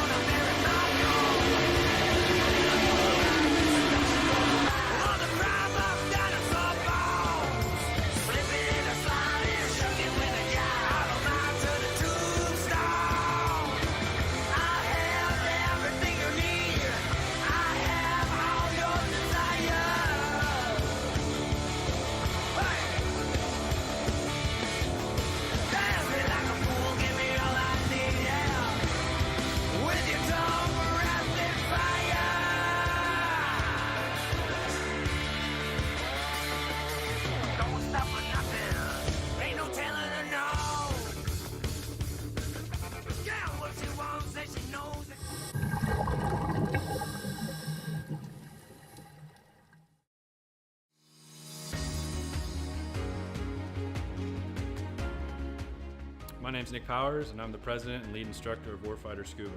I'm a veteran of the United States Marine Corps from the years 2003 to 2007, with one combat deployment to Haditha, Iraq in 2006. Throughout my time overseas, I experienced a lot of situations that you wouldn't necessarily find yourself in the United States.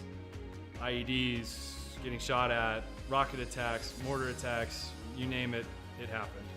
When I got out of the Marine Corps in 2007, I tried to adjust back to civilian life, and the whole time you're in, you just can't wait to get out. And when you get out, you start to realize, did you make the right decision? 9 times out of 10, most of the guys that get out, they immediately plummet into a depression cycle because you don't have that structure anymore that the military provides you.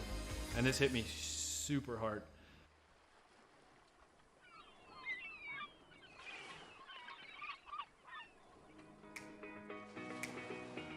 We moved to one of the #1 top dive destinations in the entire world, and I figured I'd start getting back into scuba diving.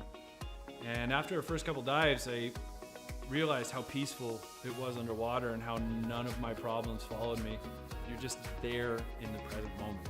I had the idea for Warfighter Scuba, and I kind of hinted at it, and they said, "You go for it." And that's basically how Warfighter Scuba was born.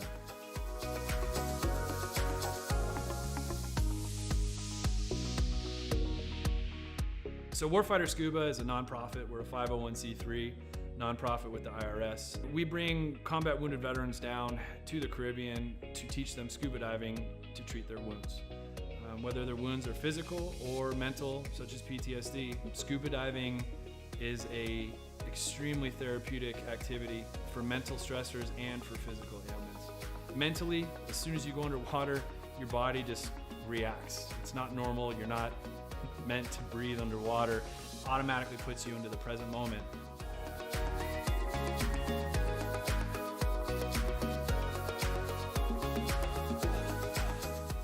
You have nothing but peace and calm. This ability to separate yourself from reality really allows veterans to find out what their trigger mechanism might be for their particular mental stressors.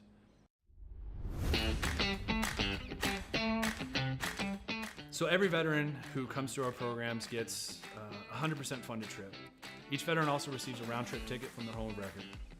That ticket will bring them straight into Roatan, and their entire week stay, their hotel, their meals, their snacks, everything's paid for. And so that veteran can get an entire week away from reality and completely separate from any kind of problems they might be facing at home. So each veteran receives very private and intimate training sessions when they come down to Roatan. You know, we first start in the pool, we do some confined water skills, we'll then switch out to the open water dives. From that point on, it's not even training anymore, it's just fun. It's learning on a level that I don't think most people have experienced before. We do all the certifications for them that we can in a week at their pace, you know, from open water to full face mask to nitrox. Every trip that we have, whether it's one veteran or 4 veterans at a time, we just have a blast. You know, there's no bad karma. We've seen sharks, we've seen turtles. I mean, we've seen 4 eagle rays at once. I mean, just the things that happen when we're in the water together are truly, they're just unbelievable. The dedication that these vets have now to scuba diving and to wanting to come back and to help other veterans experience what they've experienced, it hits me in the heart more than most things have ever hit me in my heart. It's truly an honor to take, you know, these heroes into the water. It's really cool to see the transformation that happens to them, you know, from being, oh my gosh, you know, I don't know if I'm gonna be able to do this. You know, I've gone snorkeling a few times, or, you know, I'm not that good of a swimmer. And the funny thing about scuba is none of that matters. You know, you're completely weightless in the water. You could come down and have 0 experience in the water and be one of the better scuba divers out there.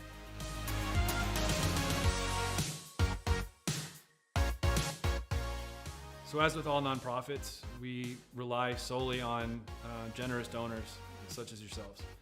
None of these programs could exist without people who are willing to give some of their hard-earned money up to save veterans who might be struggling with everyday life and have that unfortunate thought of suicide.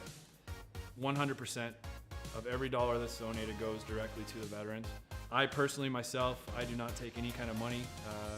All my time is donated. There's no salary to anybody who's on the board or any staff positions in Warfighter. Donations can be made on our website at www.warfighterscuba.org. And remember, every donation is 100% tax deductible.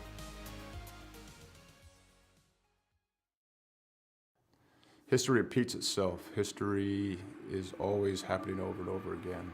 So one of the ways to stop a theme, one of the ways to stop something from reoccurring is to first of all admit it.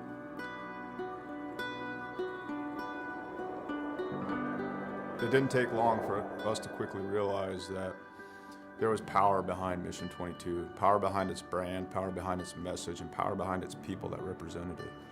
All right, my friends, day 19 of 22, the 22-day push-up challenge. Day 19 means 418 men and women have possibly committed suicide in the last 19 days. I went and looked up my ship, the USS Rushmore. More people who have killed themselves by now than ever served on our ship at one time in just 19 days. 19, 20, 21. One more. Y'all ready for the last one? Yeah, Mission 22 has become a decentralized nationwide effort to show love, to raise money, to be available for other warriors, to be able to be a point of contact, to let the warriors know, but also for warriors to let other warriors know that there is a community. You're not alone. This isn't happening in silence. You're not forgotten. We brought 4 veterans from all different parts of the United States and brought them together to hike through the state of Oregon. May God bless you on your journey. Thank you for serving our country and for being willing to go on this walk. I'm praying you feel peace and strength with each mile. On this hike, some folks found God, some folks remained sober, some folks lost a significant amount of weight to be able to participate. And not so much just a healing walk for us as warriors, but for us to contribute to other people's healing. This hike, we raised $12,000 for endobiogeny. Some of the folks on this hike, they're going to be volunteers for this treatment. And I couldn't be more pleased and more proud because it was difficult. We had a lot of struggles. Not everything on this hike went pretty, but we put some skin in the game. At the end of the day, we were able to raise money, and we'll be able to use that money so guys can get the treatment that they need. The War at Home Monument is an example of our social impact, of our awareness, of our permanent fixture to do the work that we can't always do, to always remind us of what we've lost and what we will lose if we don't reconcile it. What we've done is taken 20 different veterans with their families' permission and used them as a silhouette to cut out of a 3,000-pound plate of steel.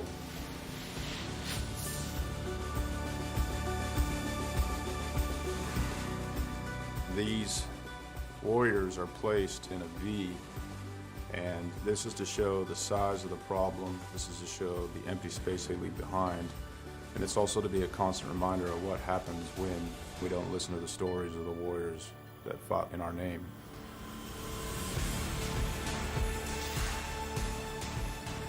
Because it's not okay.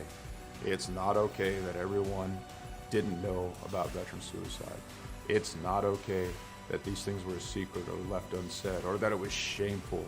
It's not okay that it's shameful to suffer alone and suffer in silence, because if you ask for help, that you're no longer a warrior, that you're weak. Yeah.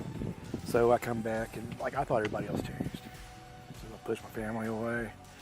And it took a long time to really realize it because I didn't want to look internally. I got my Class A CDL and hit the road. I was on the road for about 8 years trucking. And this makes me think about how insignificant all of the major things going on are. I mean, what, 1 million years ago, that blew up. And, over time became this. Whether it's hiking mountains or building monuments, it takes a community to heal a warrior. Warriors didn't get damaged and didn't become separated from the sunlight of the spirit on their own. It happened in the name of this nation. We can change the way we think about war, how we think about warriors, how we think about ourselves, and what we think we're going to do in the American community. We can do it now. We can do it here. And there's going to be another generation of warriors coming. We can set the tone to create a culture that grabs them up and loves them and smothers them in resources, in opportunity, right now.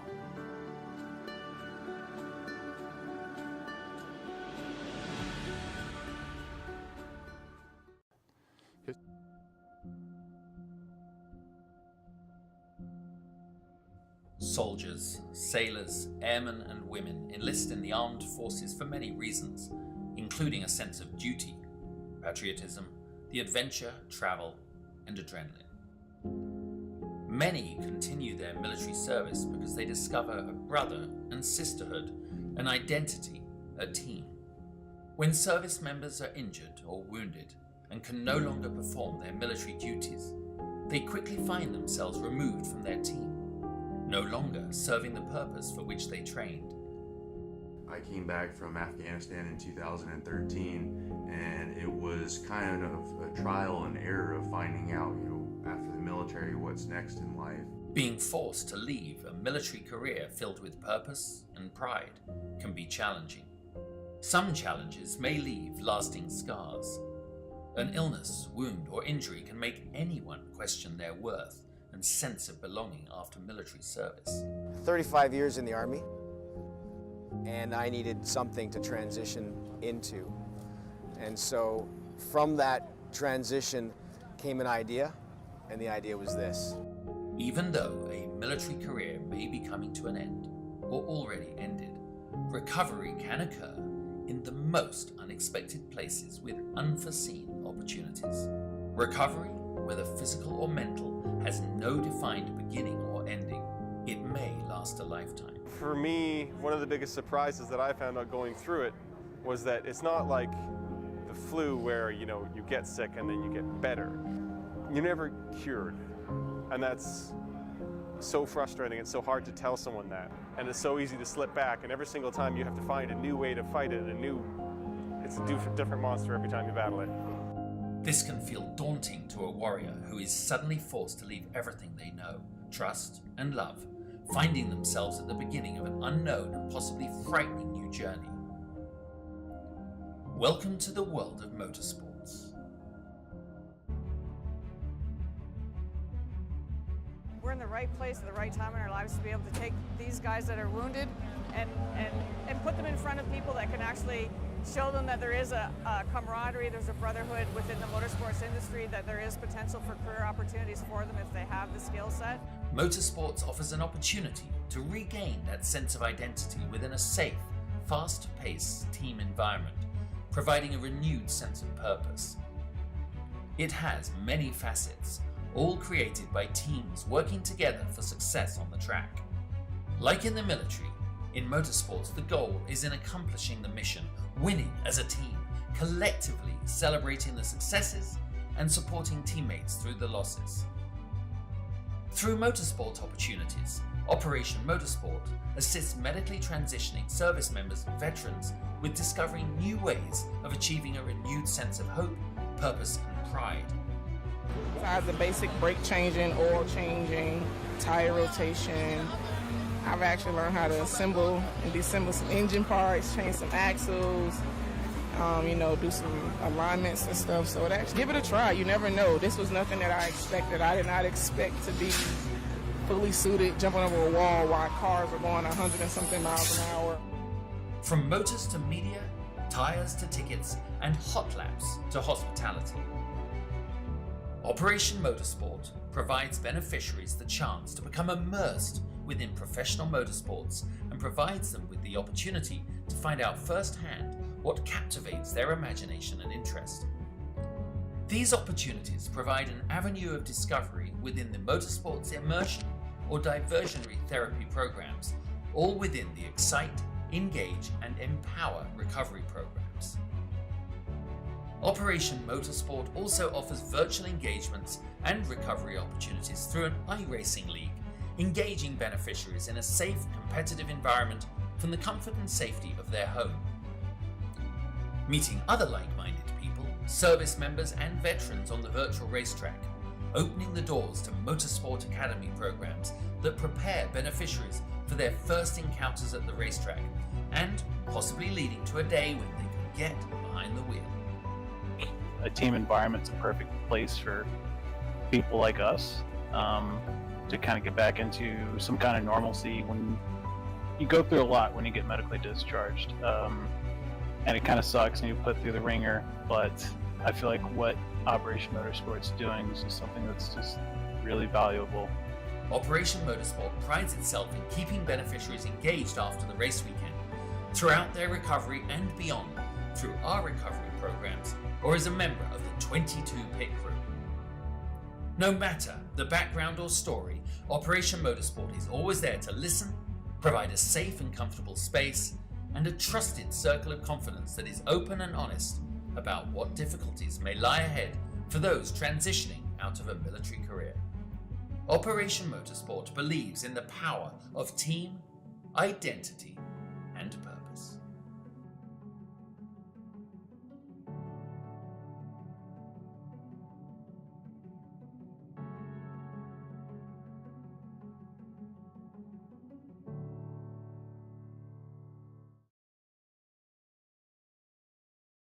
Welcome back to the stream. Man, we had a deal during the break. Apparently, those of you that don't know iRacing that well, there are two different ways to log in.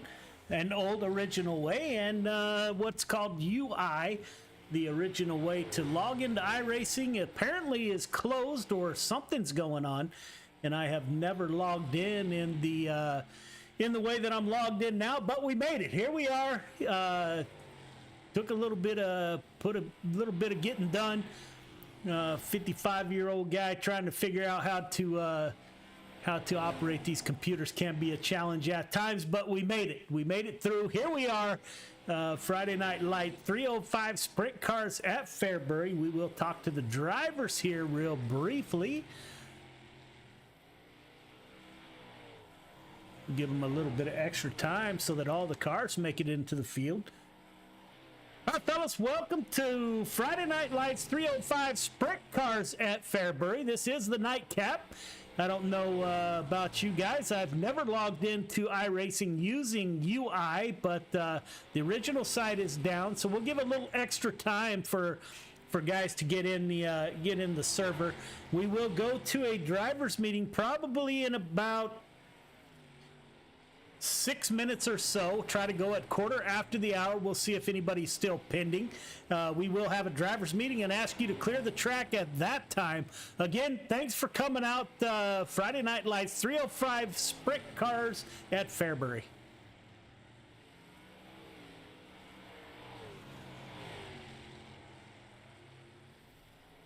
So you wouldn't think so, but put a little excitement in your night. Not being able to log into a race that you're supposed to be broadcasting.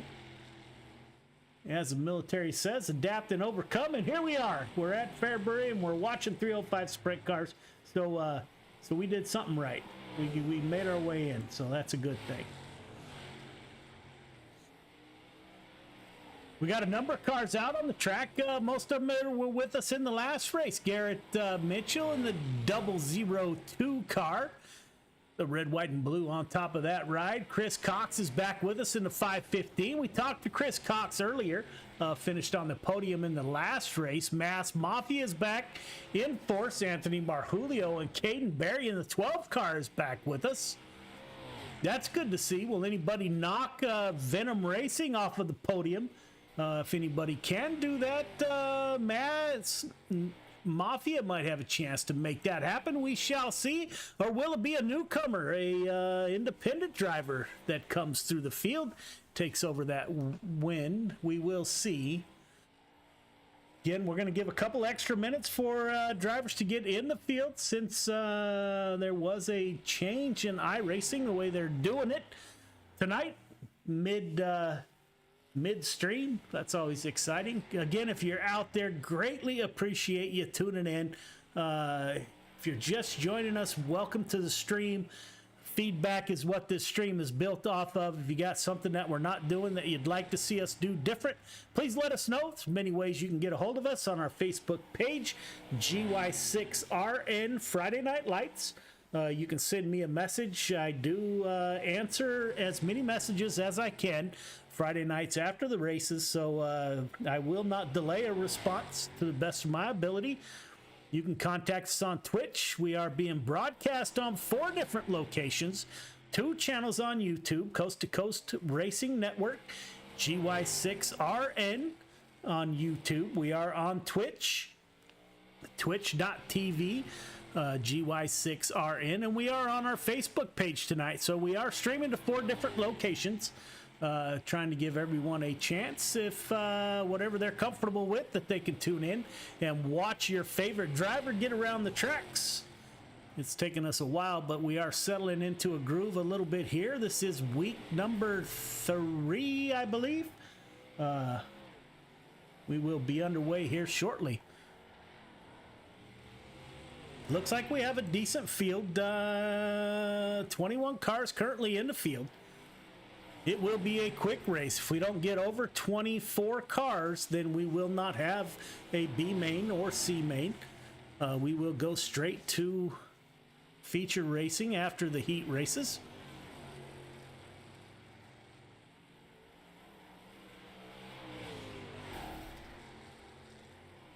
.213 car of Vital is back with us. Like to thank Michael for his service. Some great conversations with him this afternoon. New York driver.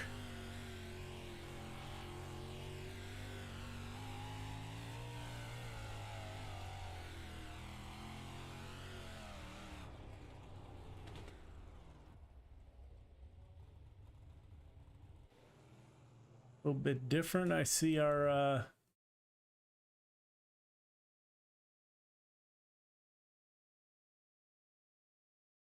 get you back in there as soon as I can.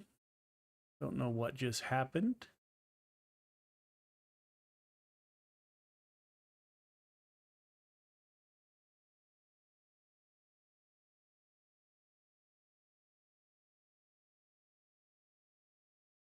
Looks like we are loading back up. Bear with me, folks. We got this.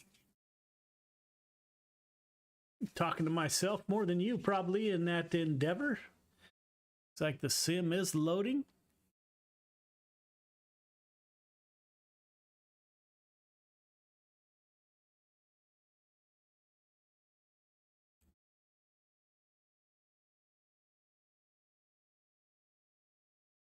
We will be right back as it loads.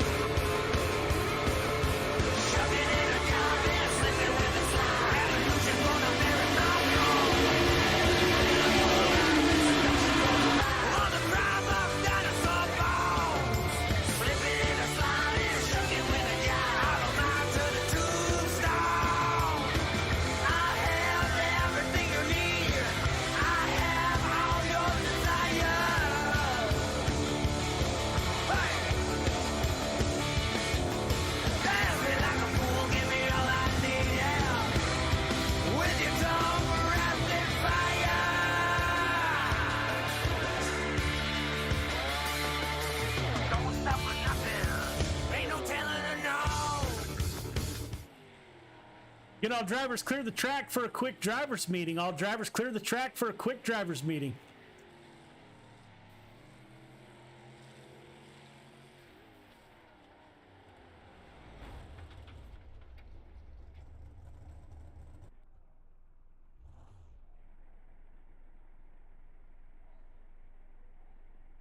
All right, fellas, welcome to Friday Night Lights. I'm all kinds of discombobulated. I don't know how many of you couldn't get into the original iRacing site, but I was one of those, and stuck in windowed mode. We got all kinds of issues going on with the broadcast, but let the racing begin. We got a few penalties for tonight. The following individuals, please do not qualify. Tyler Ziegler and Gavin Chatham, please do not qualify. You have been given heat EOLs. We do mute microphones, as you know, at the right before qualifying.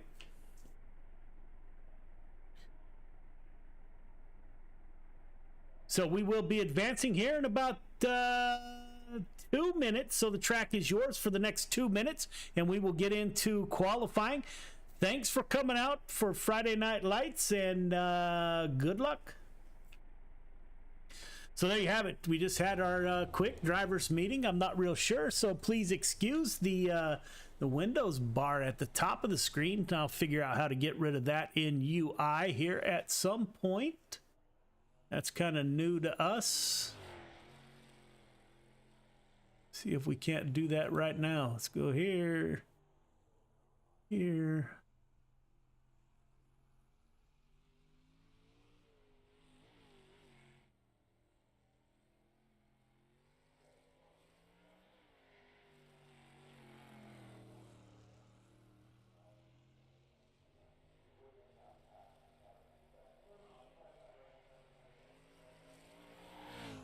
I don't know if that'll get it done or not. We shall see. I did not, so we will have to figure that out. So my apologies. You're going to have a Windows bar at the top of your screen for tonight.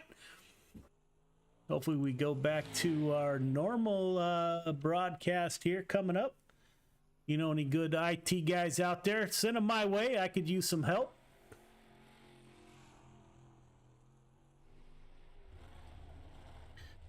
All right, drivers, any questions, comments, or concerns? Now would be the time before we head into qualifying, and microphones will be muted.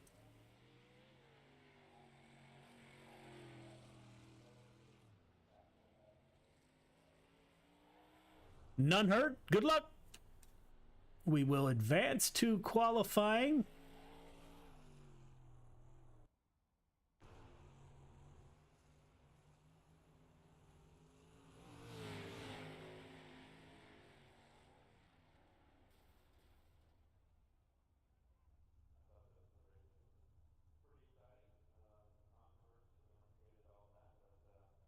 See who comes out first on the track tonight for qualifying here at Fairbury.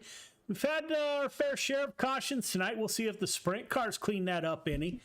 A little bit different drive in a sprint car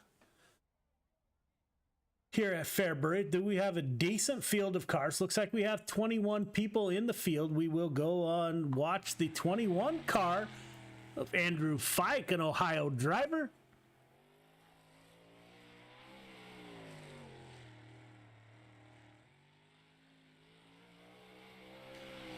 See if Andrew gets his first lap done.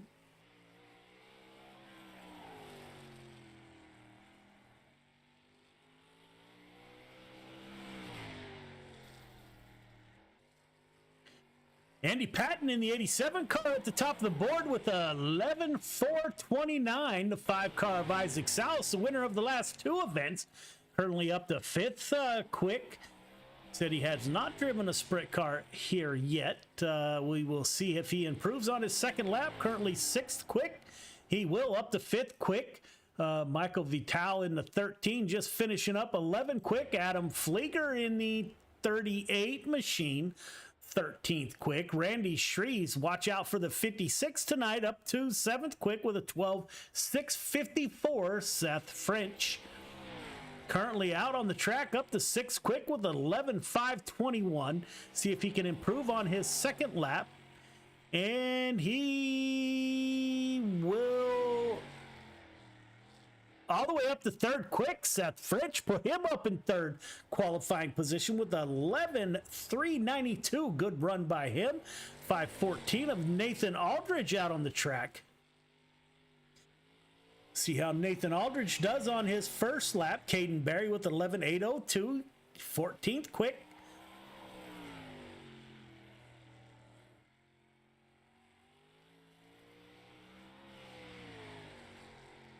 Nathan must have brushed the wall. First lap did not get timed. Let's see what he times in at. 15th quick with 11.920. 238 car, Mass Mafia driver Anthony Marjulio.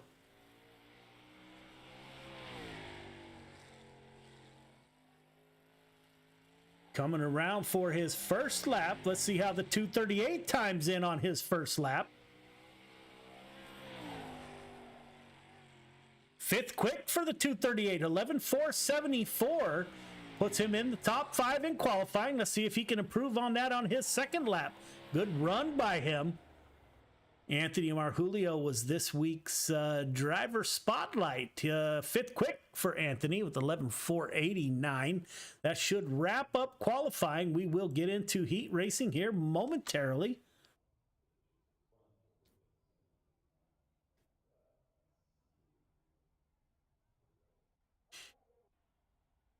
Heat 1 to the grid. Heat 1 to the grid, please. Chris Cox, Seth French on the front row, Marjulio Salas in row number 2, Shreves White in 3, Vital Berry in 4, Flieger and Chatham in row number 5. All right, drivers, welcome to heat number 1. You guys know the drill by now. Leader going to ask you to be 1.5 car length behind the pace truck. Everyone else, once we get the 1 to go, going to ask you to tighten it up, half car length between yourself, the car in front of you.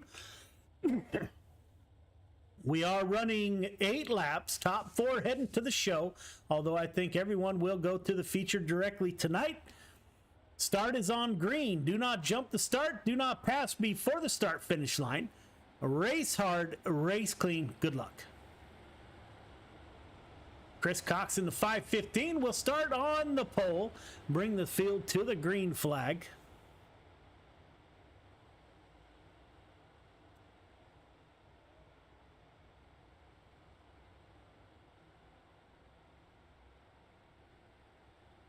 Waiting for the pace truck to make its exit from the speedway. We will make the long, slow crawl to the green flag. Chris Cox up front, the 515. We saw him in the 5-car battle. They are sitting 1 and number 4. Green flag is out. Seth Cox is on the hammer. See if he slides up and gets in front of the 11-car. 11-car gets a great run off the top side, puts Seth French to the point. The 11-car did not waste any time getting to the front of the field. 5-car of Isaac Salas running behind him, followed by Chris Cox and Marjulio. Marjulio stuck down low. Can't get up into that high line. Looks like the high line is a place to be early. Seth French opening up a gap of over a half second over Isaac Salas in the 5-car. Chris Cox in the 515. We've seen this song and dance before. 5-car followed by the 515. Jonathan White behind them in the 23-car. Caden Berry up 30 positions from the start. Oh my goodness, it's in the back. Marjulio took a wicked ride. Berry up 3 positions up to 5th quick. A 1st car on the outside looking in. Not quite punch his ticket directly to the feature. 55 into the wall. Berry goes down low. We had a couple cars make contact. 12-car Berry down low. Another car into the wall hard. Takes out Shreves. Put Berry into the 4th and final transfer position. The 12-car, the kid Mass Mafia driver, puts himself in a transfer position. Look out, Gavin Chatham is behind the 12-car of Berry, trying to make something happen. You're not missing anything up front. The race looks like it's back here. Berry up high. Chatham down low. French, Salas, Cox, Berry. Exciting feature for sure. Great heat race, fellas.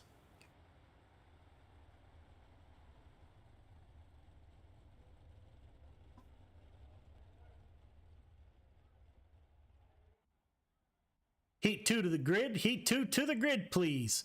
Patton and Mitchell on the front row. Preston Cramner, Lance Webb in row 2. Dean Reynolds, Andrew Fike in 3. Boydell Aldridge in 4. Wright and Bow Nation are your 5th and final row of 305 sprint cars. All right, drivers, welcome to heat number 2. We're going to be running 8 laps. Top 4 heading straight to the feature, although everyone will most likely go to the feature, I believe. Start is on green. Do not jump the start. Do not pass before the start finish line.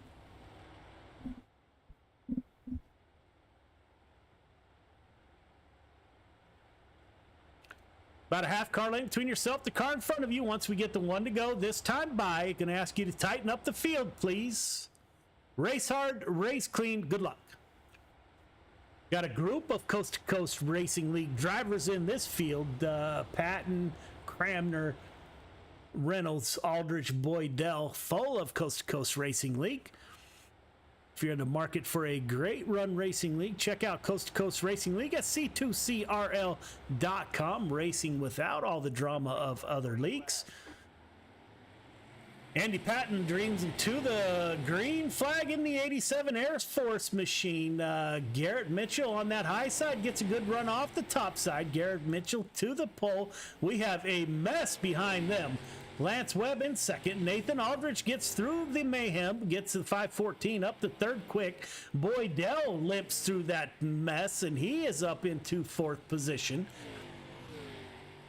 Brandon Wright, the first car on the outside looking in. Not real sure what happened. Can't go back and look at it yet, but we will. Up front, Garrett Mitchell leading the way. Lance Webb in second. Nathan Aldridge in the 514 in third. Greg Boydell in fourth. Don't look now. Brandon Wright wants a shot at that ticket to the feature. He's on the tail tank of the 014.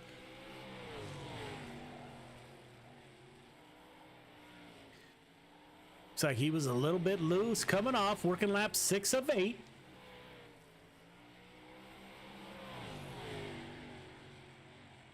Up front, Garrett Mitchell with a comfortable lead over Lance Webb.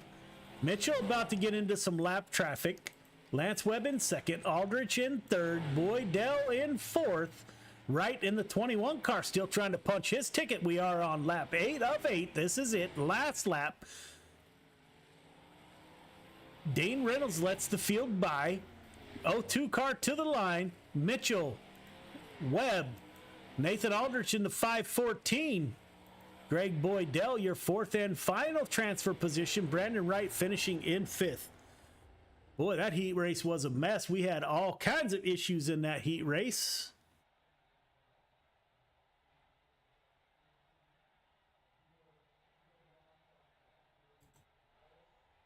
Three minutes of warm-up, and we will get into feature racing. With that, we will be right back. The goal at any given race is, of course, to win. And CrowdStrike, AWS, and DXDT were fortunate to achieve championship-winning results in 2020. We're extremely proud to be partnering with Operation Motorsport through our racing initiatives. Their program seeks to place military veterans in various positions inside a real racing team. The experience aids in their retraining, recovery, and rehabilitation. So my name is Chad Failing. I'm a staff sergeant retired out of the United States Army. I am with Kevin Boehm under DXDT. You're getting creative. You're getting taught to think outside of the box. We couldn't be more proud to be affiliated with this great program.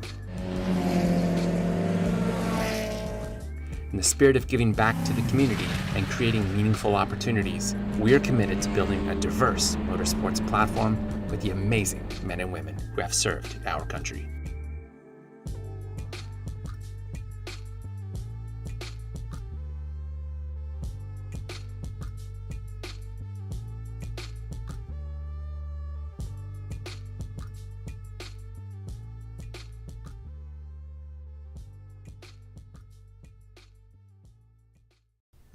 When people hear Till Valhalla Project, the first thing they might think of is our shirts.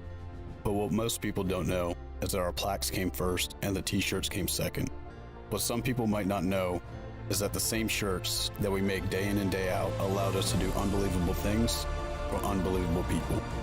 Whether it's donating our proceeds to reduce veteran suicide or gifting handcrafted memorial plaques to the families of fallen heroes, these t-shirts simply stand for honor and freedom. Two words that wouldn't exist without our heroes. This makes Till Valhalla Project a place where fallen heroes truly live on forever. Coolray has always been a leader in our industry. The lifetime parts and labor warranty is pretty awesome. Basically, all the parts are covered, the labor and everything. When we say lifetime, we mean lifetime, and it's supported with money-back guarantees. And with that, you're getting all qualified technicians that are going to ensure that this job is done perfectly and operates perfectly throughout the life of the unit. Learn more about our Coolray lifetime parts and labor warranty at Coolray.com. Coolray and Carrier. Turn to the expert. Welcome back. Warm-ups are just wrapping up. We will get into feature racing here very shortly. Looks like it's a quick night. Not a huge car count tonight.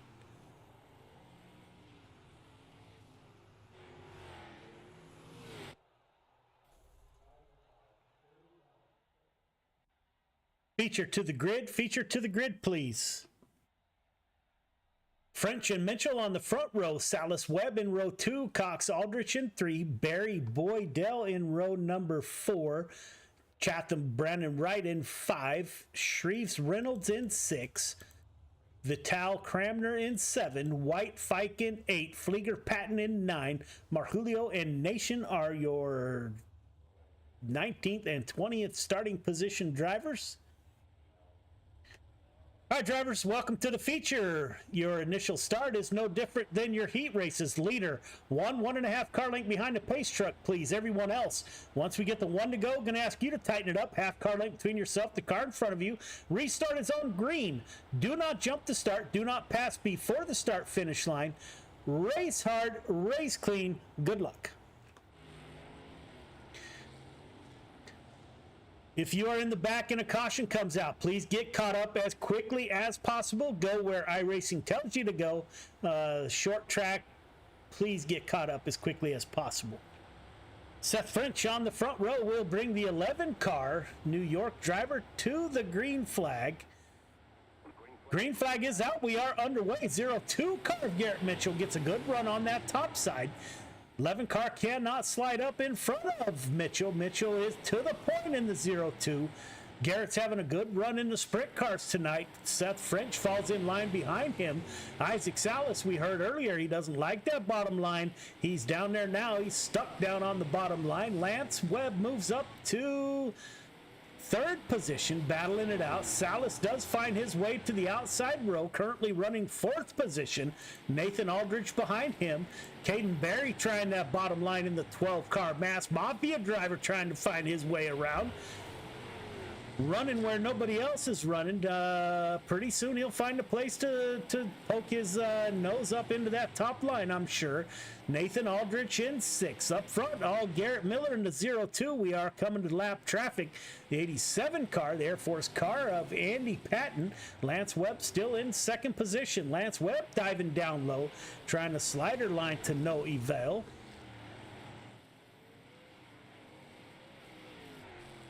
We got cars all over the speedway. I'm not sure where to focus the camera at. Caution is out. Back it down, please. Caution is out. Back it down. Working lap 7 of 30. Sprint cars get around this track in a big hurry. If you are in the back, please get caught up as quickly as possible. Leader, once you find the pace truck, this next restart is going to be on you, sir. Please do not make contact under caution.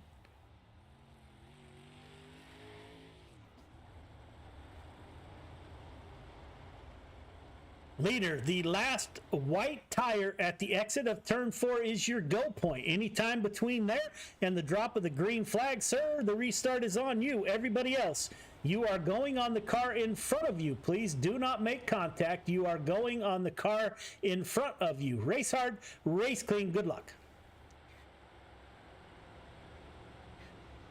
Garrett Mitchell still at the front of the field. Good race by the 002 car out of Virginia's driver.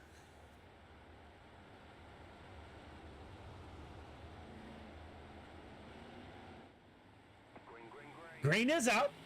Mitchell on the hammer, staying up high. Lance Webb behind him in the 9 car. Seth French in the 11 car. Staying up high with those drivers. First one to try down low is Isaac Salas in that 5 car. The 12 of Caden Berry's down there with him. Watch Randy Shreves in the 56 car. Randy Shreves been known to get a sprint car around a dirt track.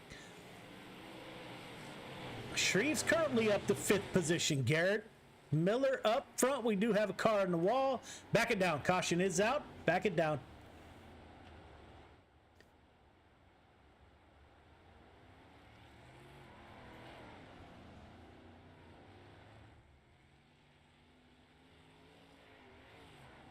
Short track like Fairbury, a lot of going on.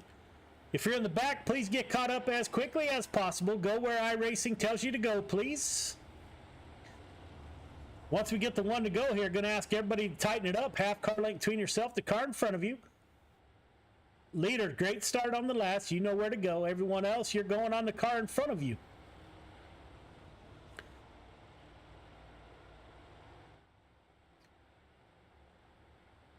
Lights should go off on the pace truck this time by, and they do. We have 1 to green. Garrett Mitchell running the front of the field from the beginning, from the outside pole, I believe.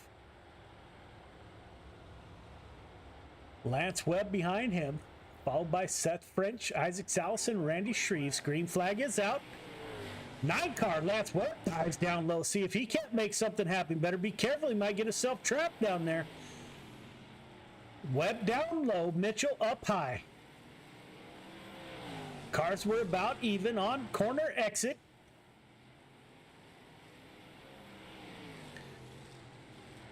Seth French and Webb down low now. Second and third place cars trying to run a different line than your leader. Your leader stuck to that top side. Caution is out. Back it down. Working lap 12 of 30.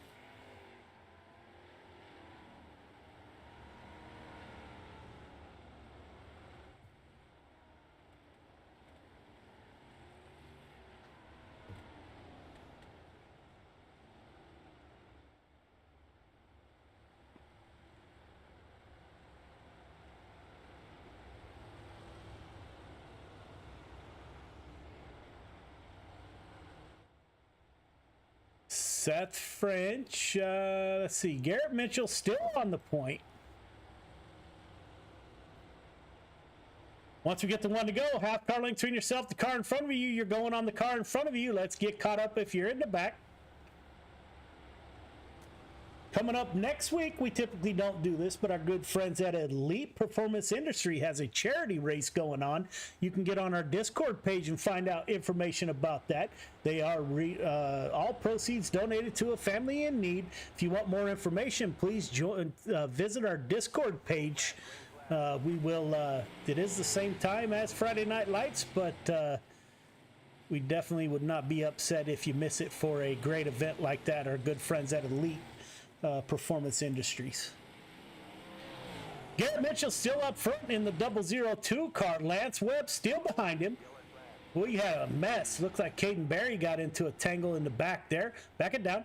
Pace truck is right in front of you, leader. We had one car on its side. I don't know who that was.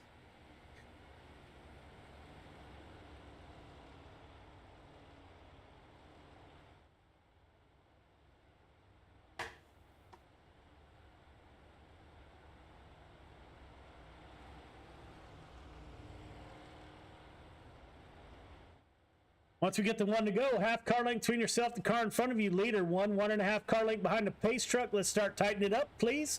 We are working lap 13 of 30. We got a ways to go here. Be patient, race hard, race clean. Good luck.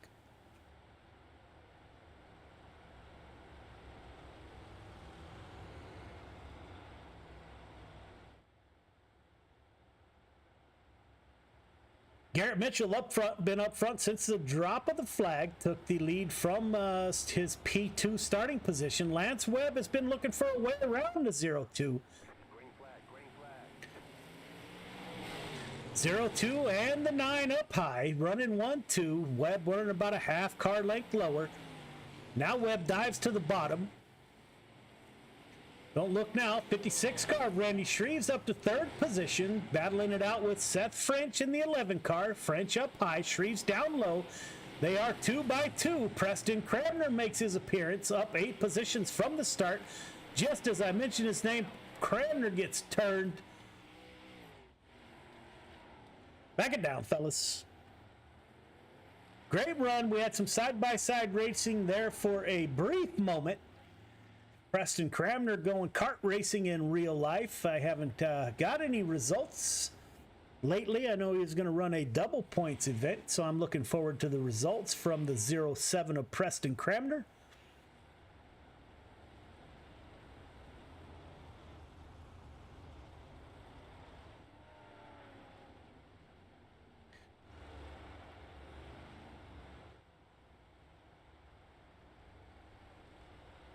All right, fellas, let's tighten it up. Let's tighten it up.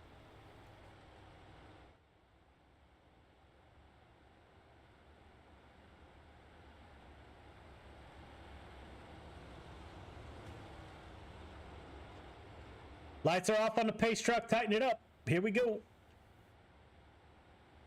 Garrett Mitchell going to bring him back to the line once again. Looks like the field is in good shape. 002 car.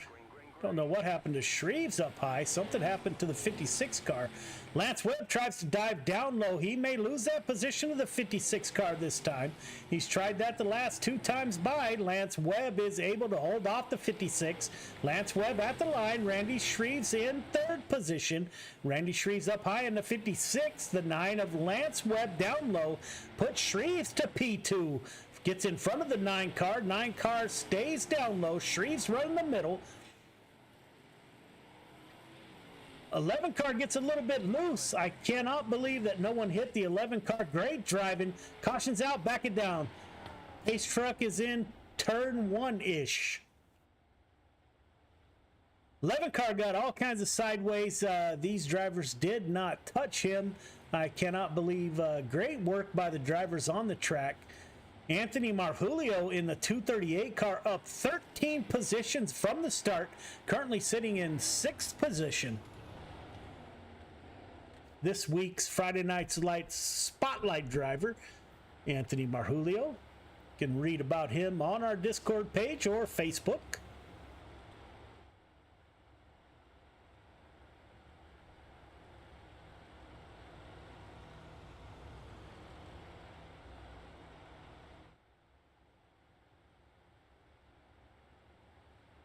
Pace truck is off, working lap 20 of 30. We got 10 to go. Randy Shreves in 2nd position. Watch the 56 car.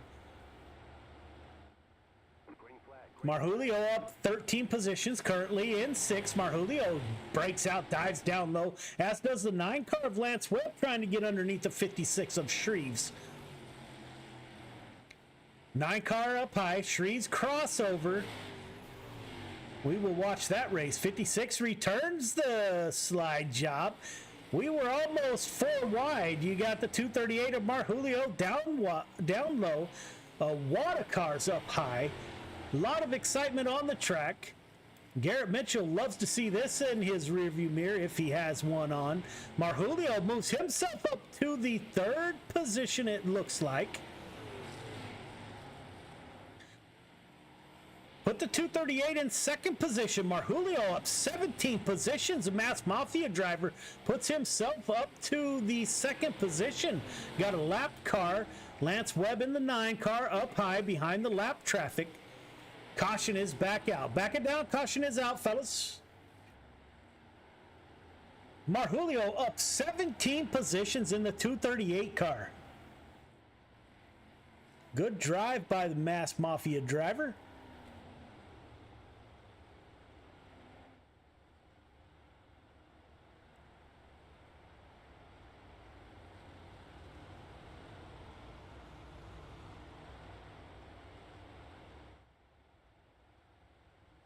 We are working lap 26 of 30, so we're 25 of 30. My apologies. We are coming down to it.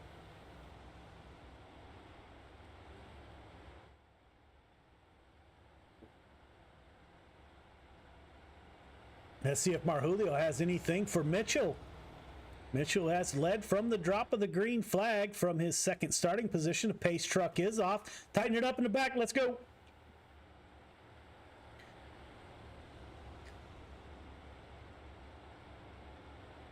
See if the 238 tries that bottom line once again. We are underway. Garrett Mitchell on the loud hammer. Marjulio in 2nd, running that bottom line. Looks like the rest of the field is going to follow the 238 down low. See if they can advance on the 02. 02 of Mitchell opens up almost a half-second gap over the 238, running down low, working lap 27 of 30. Lance Webb currently in 3rd position. Randy Shreves up high, trying to get by the 9 car. 515 of Chris Cox back in this one, and the 24 of Gavin Chatham on the bottom side. Great racing throughout the speedway. Garrett Mitchell up front, lap 29 of 30. Mitchell coming to the white flag this time by Anthony Marjulio in second, Lance Webb in third. Randy Shreves trying to make it podium dash here. See if he can get by the 9 car of Webb. Shreves down low, 9 up high. Mitchell at the line. Mitchell, Marjulio, Webb are your top 3. Great racing throughout the whole field. Top 3 start finish line for podium shot, please. Top 3 start finish line. Great run by these drivers. Marjulio up 17 positions to capture the second podium position there. All right, fellas, that's perfect. Head up to the waiting room for interviews.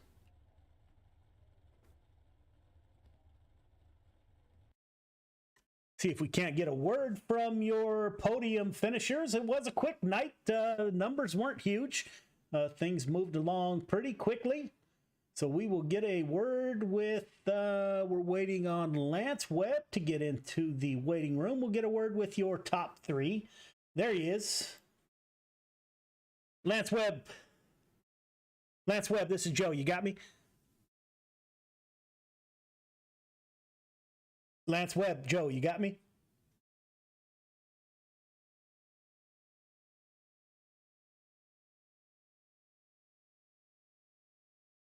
Looks like he did not have me. We'll get a word with second place finisher, Anthony Marjulio. Anthony, it's Joe. You got me? Yeah, I got you, Joe. Man, how impressive was that, brother? You are Friday Night Lights Spotlight Driver of the Week. You're up 17 positions to put the 238 P2 on the podium. Great run by you, my friend. How did the track change? How did you pass that many cars? How'd the night go? I mean, I just worked the bottom majority of the time, and then when I had to go to the top, I went to the top. But it was, you just had to be really disciplined on the bottom, and if you overdrove it, then you're missing your marks by a lot and you're going backwards. So it was just trying to stay out of trouble for the first half, and then the top guys kind of got tangled up, and I was able to sneak through, and then I just saw that I was into second. So it just kind of worked out. It was nice to be able to go from 19th to second and finally get on the podium. I missed it by 1 in both races, so it's good to finally be here. Yeah, you say finally, man. Last week, we won't count last week, I guess. Mass Mafia seems to make a home on the podium, so you are no stranger on the podium for sure. Great run by you, man. Up 17 positions, like I said before. You got anybody you'd like to thank for the run tonight? I'd like to thank you guys for putting this on. It's always a good time, and everybody that ran tonight. For the most part, this race was fairly clean. I was expecting chaos in the first corner, but everyone did well. So the whole group here, they did awesome. And then I just want to thank the whole Mass Mafia team with Caden and Brandon in here. A little bit of an off night for them, but they still did well. And also my girlfriend for letting me do this on a Friday night. Yeah, man, great to hear from you. Congratulations on the second place finish, putting a 238 on the podium. Again, up 17 positions is impressive, my friend. Can't wait till next week already. See the Mass Mafia go back at it, and really appreciate the communication throughout the week, man. Greatly appreciated. Sounds good, Joe. Take care. All right, man. Have a good weekend. Ladies and gentlemen, Garrett Mitchell. Garrett, you got me? Yes, sir, I do. Man, what a run that was. You took over the lead on lap number 1 from outside pole, and you had some challengers there for a while, but there were no challengers that could sustain the pace that you put down. You had some cars dive underneath you. Did you ever think about going down low? Man, I knew it could have been good down low, but I had to stay up top. That's where it was fast at, and that's where I was able to run, so that's just why we stayed up there. Man, that was a terrific run. You kept everybody behind you. You led flag to flag. Well, we can't say flag to flag since you took the flag in P2. Great run by you, man. You got anybody you want to thank for your run? Yeah, I got to thank the guys I was in the chat with, Lance Webb, Andrew Fike, and them. They were great fun to hang out with.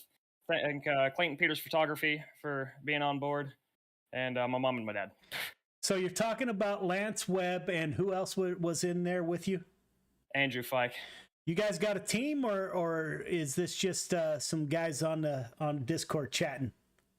Just the guys on chatting. It's great fun to hang out with them.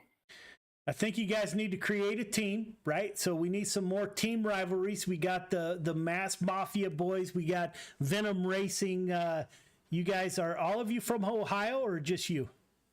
I'm from West Virginia. The other two are from Ohio. So you guys need to put together a team, man, and put this together. So 2 of you finished on the podium. We unfortunately, Lance exited out. We didn't get to chat with him. Great run by you, my friend. Way to end the Friday Night Lights event, and greatly appreciate it and hope to see you next week. Yeah, man, I hope to come back soon. That was a great fun run with you guys. That's awesome, man. Have a great weekend, and we'll talk to you next time. All right. Yep. Later. See ya. So there you have it, ladies and gentlemen. There is Friday Night Lights. Greatly appreciate everybody tuning in. Another great night of racing. Our numbers weren't as strong as they usually are, but that's okay. The racing was definitely stout. We greatly appreciate from the bottom of our hearts everybody tuning in. When we started this, we had no idea the amount of support that we would get, and it means the world to us, so that is greatly appreciated. If you do have any questions, comments, or concerns, suggestions on how we can do things better, we are always 100%, our ears are open. Let us know if you like what we got going on. Let us know that also. That's just as important. Again, thank you all for tuning in. Greatly appreciated, and we wish you a great weekend, and we hope to see you back here at Friday Night Lights next Friday night. And we will see you next time.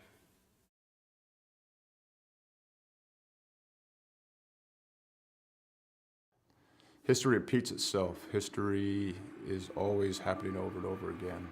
So one of the ways to stop a theme, one of the ways to stop something from reoccurring is to first of all admit it.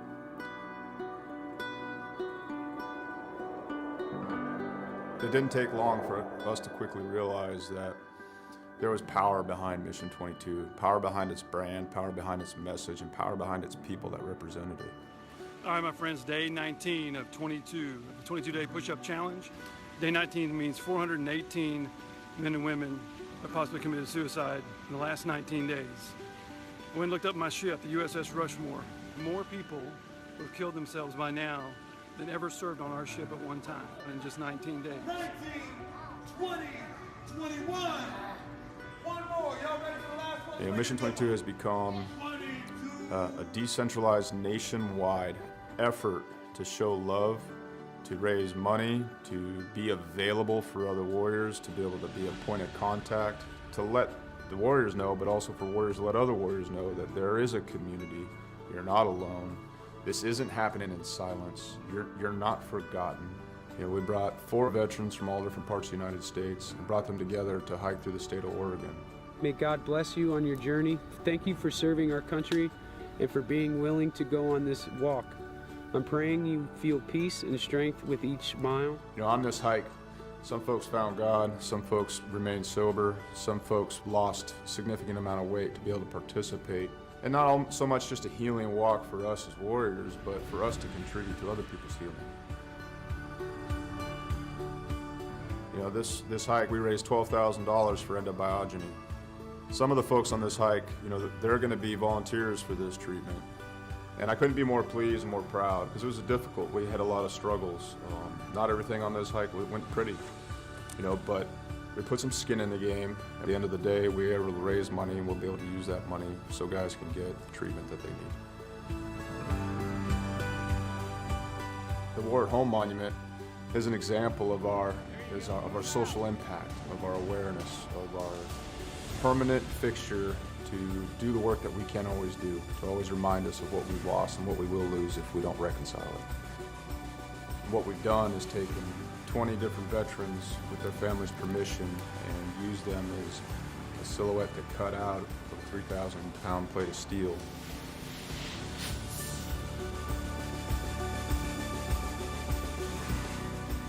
These warriors are placed in a V, and this is to show the size of the problem. This is to show the empty space they leave behind.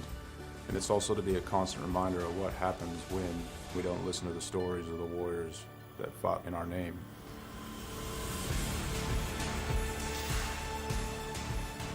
Because it's not okay. It's not okay that everyone didn't know about veteran suicide. It's not okay that these things were a secret or left unsaid, or that it was shameful. It's not okay that it's shameful to suffer alone and suffer in silence, because if you ask for help, that you're no longer a warrior, that you're weak. Yeah. So I come back and I thought everybody else changed. So I pushed my family away. And it took a long time to really realize it, because I didn't want to look internally. I got my Class A CDL and hit the road. I was on the road for about 8 years trucking. And this makes me think about how insignificant all of the major things going on are. I mean, what, 1 million years ago, that blew up. And, over time became this. Whether it's hiking mountains or building monuments, it takes a community to heal a warrior. Warriors didn't get damaged and didn't become separated from the sunlight of the spirit on their own. It happened in the name of this nation. We can change the way we think about war, how we think about warriors, how we think about ourselves, and what we think we're going to do in the American community.